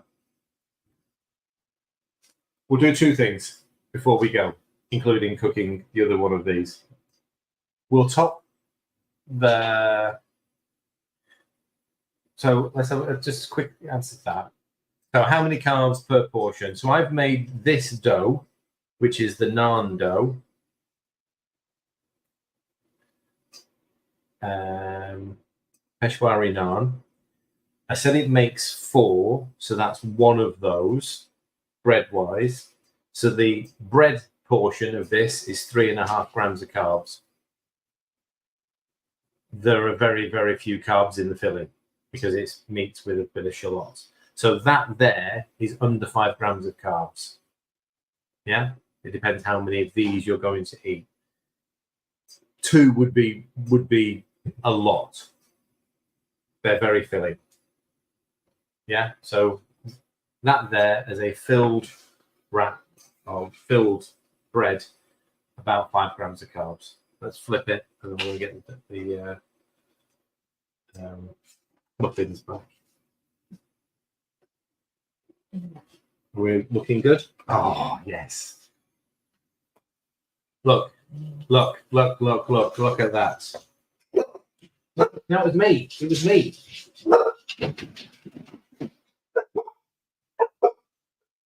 They're literally barking at nothing. It was me.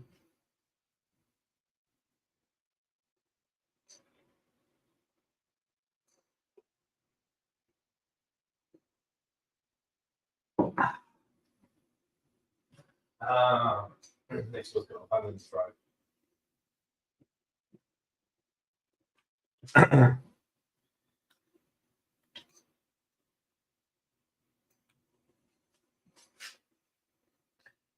Like always, this bread puffs up when it's in when it's under heat. Okay, again, this is why it's best done this way. So the whole thing is puffed up. You can sort of pretty much see a little bit there. I'm just going to let it cook through for another couple of minutes. It's on a medium low heat. I'm on number 4. Yeah, just let it go through for another couple of minutes. Right. Oh, I used all the bloody coconut milk, didn't I? What? Yeah, I tipped it all into. I'll use tin egg if you're ready. Oh. You're ready too much. Oh. You can do it, come on. But I needed to come and get the bucket. We did it for you.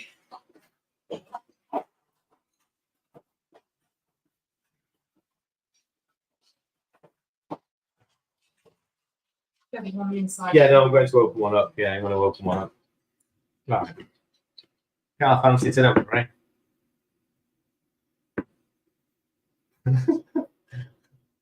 She's gone up to the dog camera to say hello. Archie, there's no one there. We're all here. This is interesting. So this is the other tin of coconut, solid. So the first one that I used, the Lidl's one, and I got them both at the same time. They've come out of the shops, you know, all that sort of stuff. I've not heated this one, so it's liquid.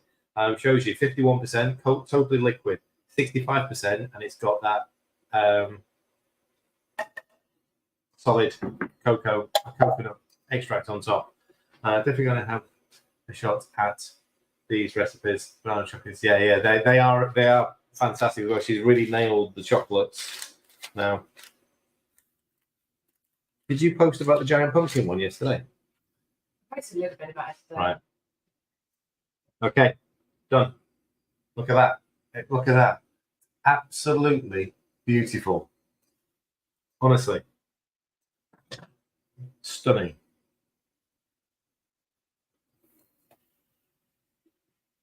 I'll slice it open in a minute. I need another bowl. Honestly. It's not funny.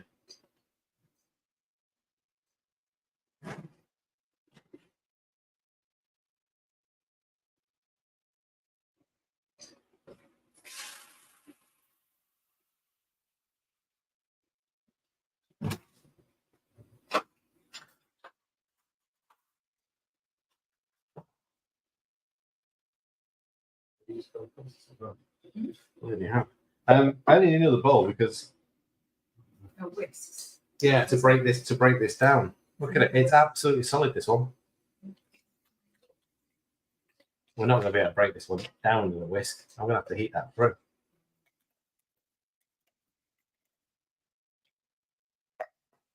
That's essentially what you want from your coconut milk. The thick extracts, especially when it's cold. You know, as it's gone cooler now, that's when you know you've got a pretty decent extract. But it's no good for what I need right now. Yeah.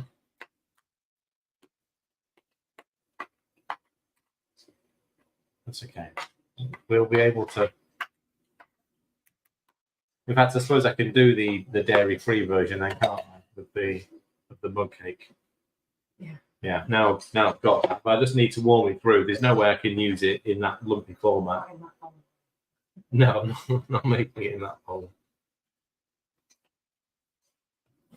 Seriously, if you're not making these by the end of the week, you're just missing out.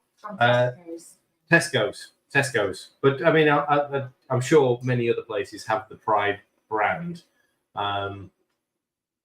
It's just weird how this one's shot up in extract and the little one is shot down in extract.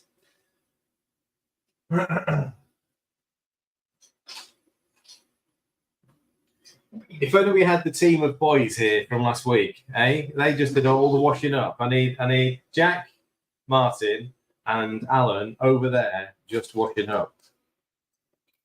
They were absolutely brilliant last week.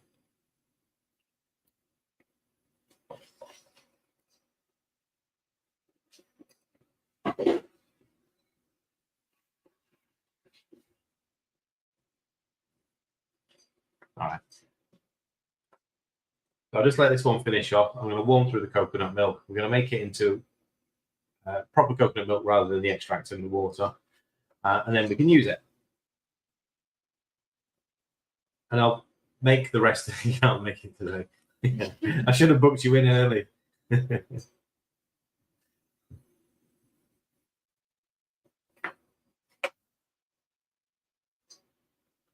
Right, I think we're done. Yeah, again, perfect. Look at it. It's sort of puffed up. So we'll slice that up in a minute. Get that on there. Stick that. Right. No. All right. So the breads I'll do in a minute. I just want this as a liquid.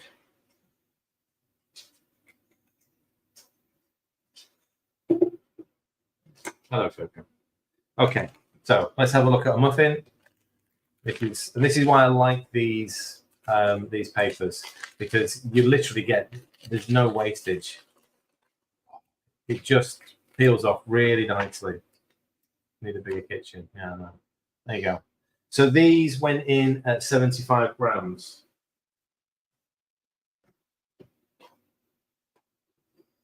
As a cooked weight, they're probably going to be about 60, something like that. Hello, Coco. 66. So they don't lose much. They've lost just over 10%, which is sort of normal. You know, 10, 20% on a average bake.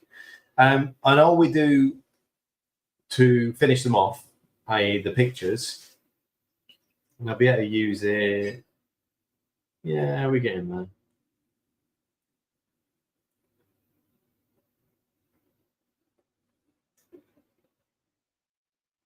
Yeah,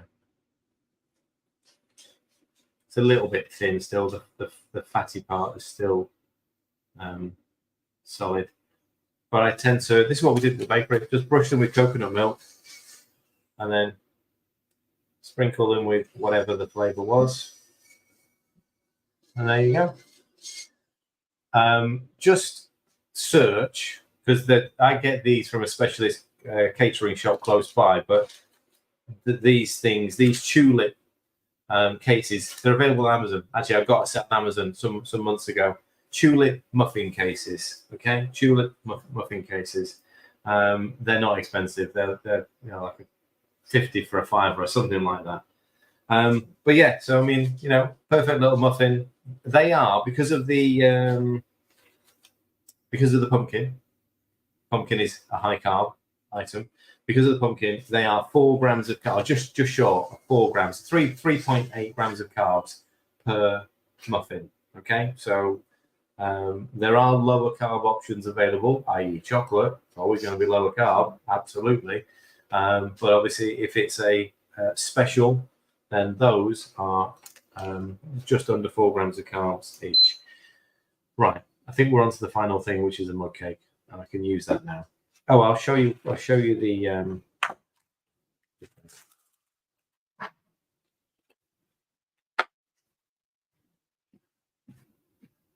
suppose don't block up the microwave because I'm going to be using it. Yeah.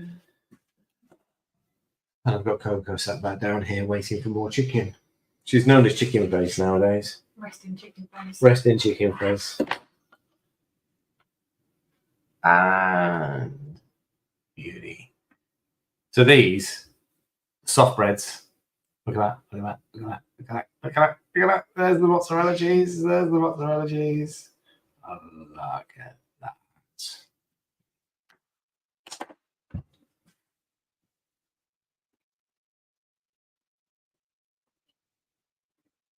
Welcome to Mark Eats. That's bloody gorgeous. Oh, I didn't know. That's really good. They are so good. They really are. They're even, obviously, they're great cold. Make a batch of those. Take one to work. They're just so good. Emma will not do what I do and graze. She she what? Her own taste. She's more disciplined than I am. Yeah, more disciplined. Right, let's do the final thing, which is a mug cake. Okay, a pumpkin spiced mug. Oh, we haven't got any pumpkin. Oh no, we have. You know what? I honestly thought, and then no, the spice mix. Yeah, no, I know. I made some, didn't I? I made some. Honestly. Hello, Anne. How you doing? Yes, you've missed it. Sorry, Anne. Please go back to the beginning because it's been a classic.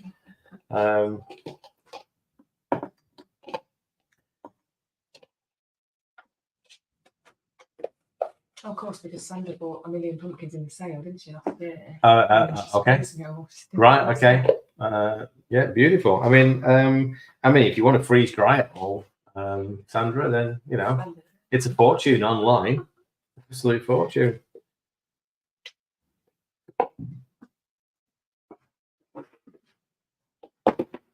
Okay, so we did this last night. I said it's probably our preferred mug cake. I'll do that. I'll just. And we've practiced this dairy-free version 2 or 3 times, and it works perfectly. So if you looked at mug cakes and you think I don't want to use cream or milk, you can do this using coconut milk. Just use the same volume. So it's essentially the original recipe is 10 grams of cream, 45 grams of water. Just use 55 grams of coconut milk. Cocoa, wait.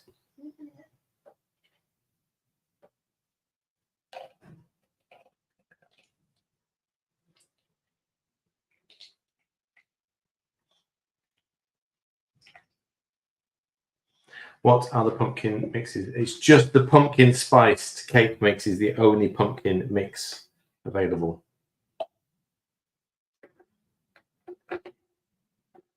So the cake mix obviously contains the pumpkin powder, the spices, which is obviously your normal winter spices,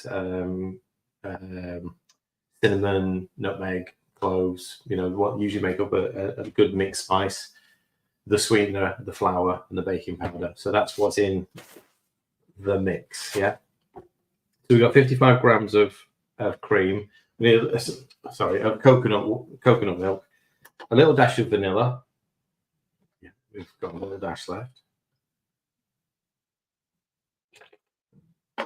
Okay. An egg.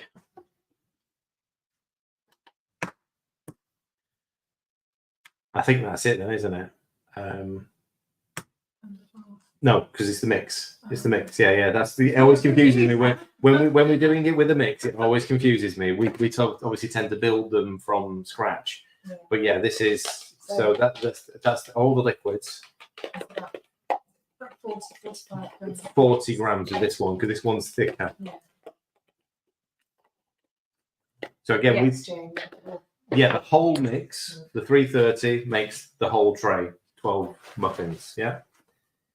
And it's about 40 grams. When we made it yesterday, we only had so much, so we actually were sort of like playing around with measurements.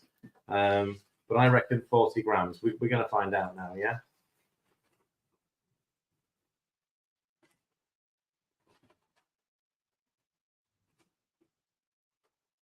The next question really is how many mug cakes out of the cake mix? 8. Yeah. So the mug cakes use a little more of the mix than if you were to make a single. If you were to make, you wouldn't get 12 mug cakes out of. There you go. You just actually you get 8. You get 12 muffins, or you get 8 mug cakes out of one of the mixes. It's just a different cooking style. You wouldn't be able to. You wouldn't get a cake out of a mug cake out of the same amount of flour. So still looks, it's a little bit runnier when we do it this way around, but that's normal.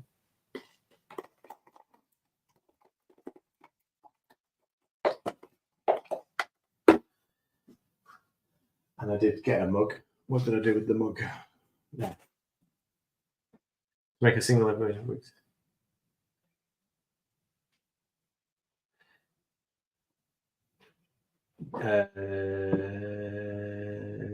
So the recipe on the website usually states, to do a single egg version, and the mixes use 6 eggs in total.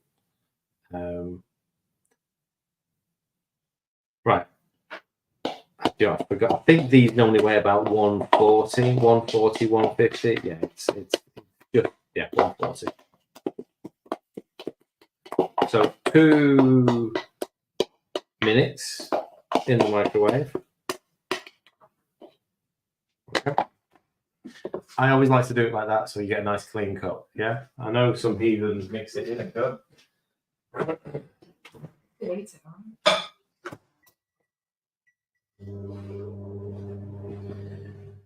Okay, and once again, we've got an absolute disaster zone. It's like Sunday Rob Span brings me. Yeah. Are you content?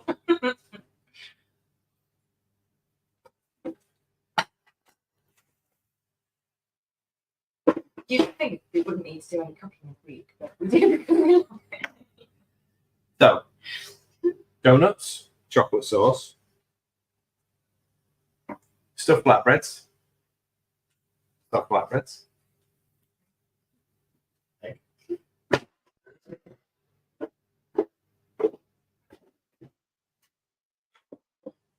Hash browns. I'm about to say what's next.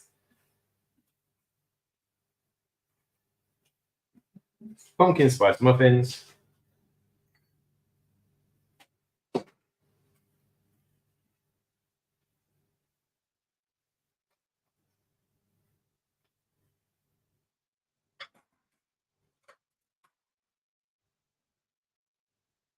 Oh, beautiful. Beautiful.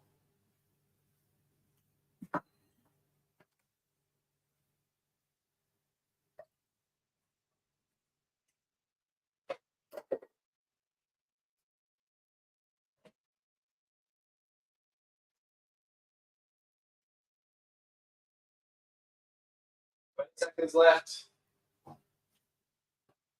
Sandra, 20 seconds left. Ready? Come on, let's just do some arm raises. Come on, keep going. 20 seconds. Keep going.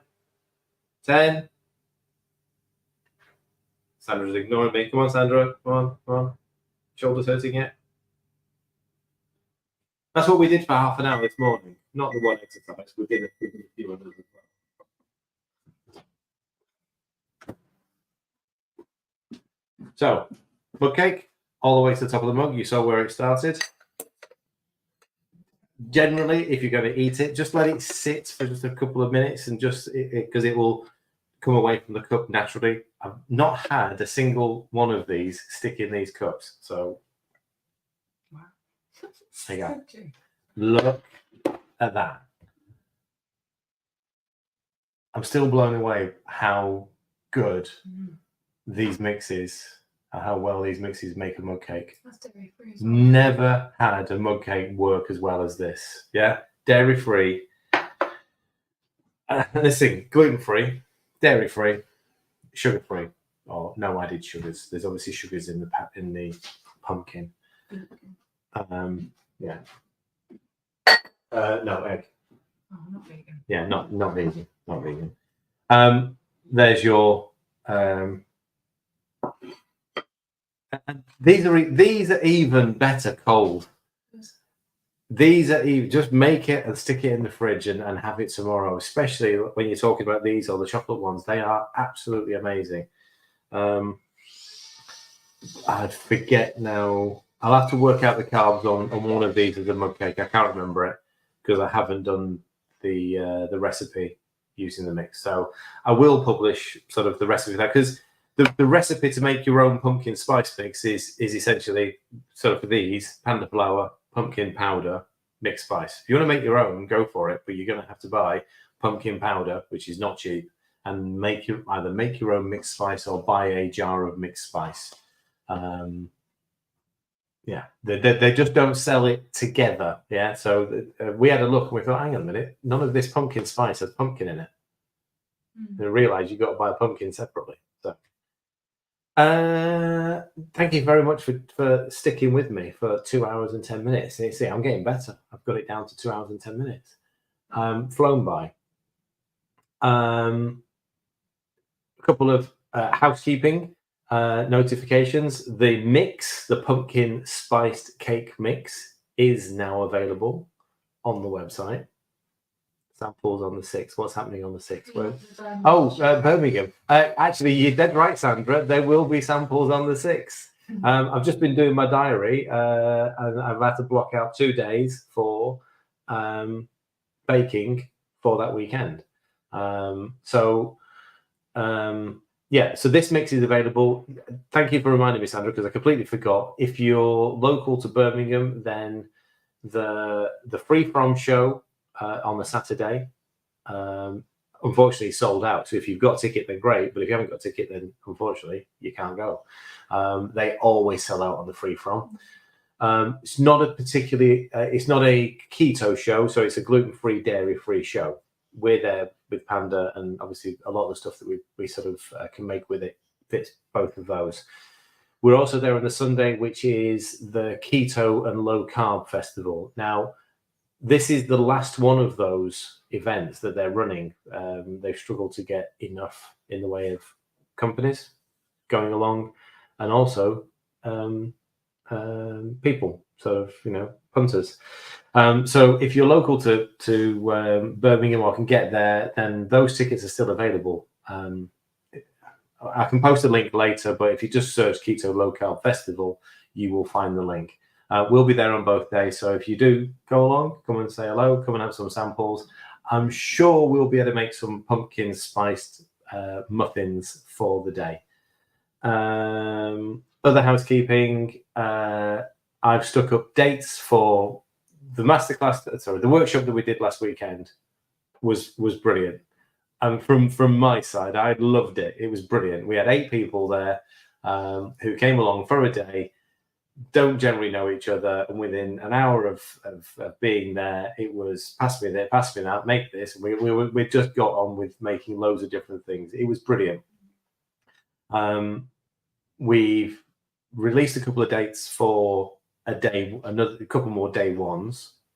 So the beginner session is if you haven't handled Panda much, then you're best coming to a day one, because you're going to learn how to make some of the basic breads, the pastry, the cakes. So everyone went home with tubs of stuff, apart from Jack, who left half of it behind. But thankfully, I managed to get it to him.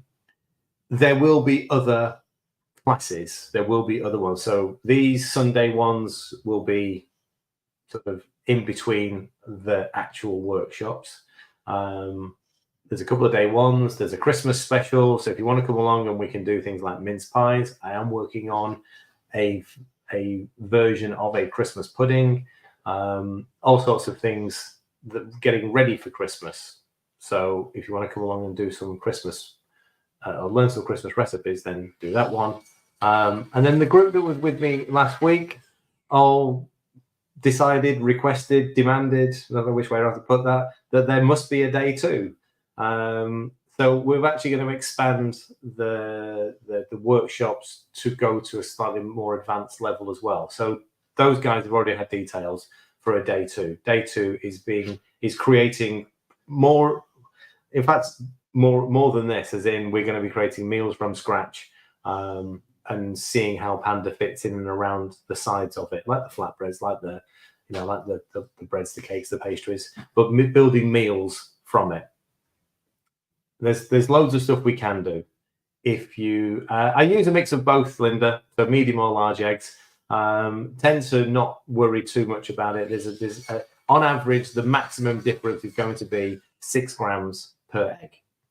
So if you're using a lot of eggs, that might cause an issue. If you're using 1 or 2, it's not really going to cause a problem.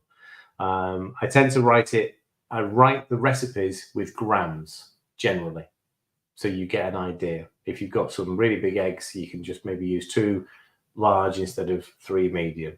I tend to use grams. On a mug cake, it doesn't really matter.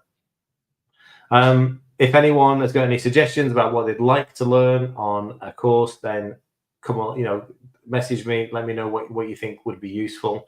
How to create a keto buffet. Well, that would form part of the Christmas one.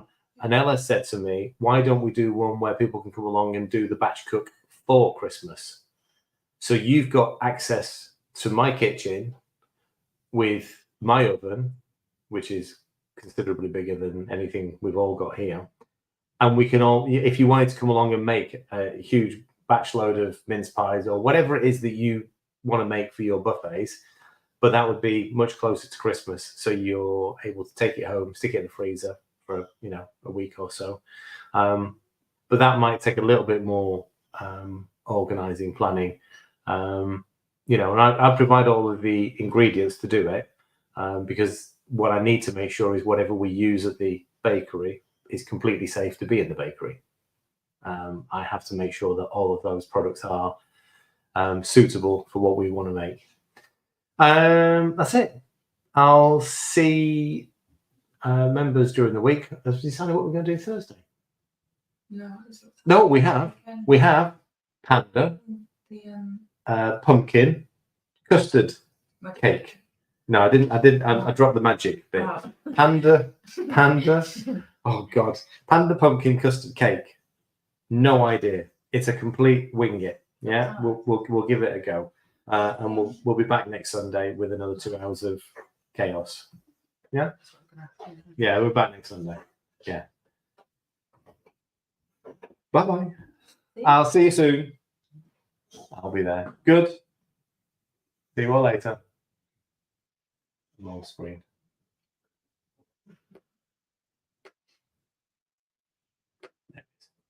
Bye bye.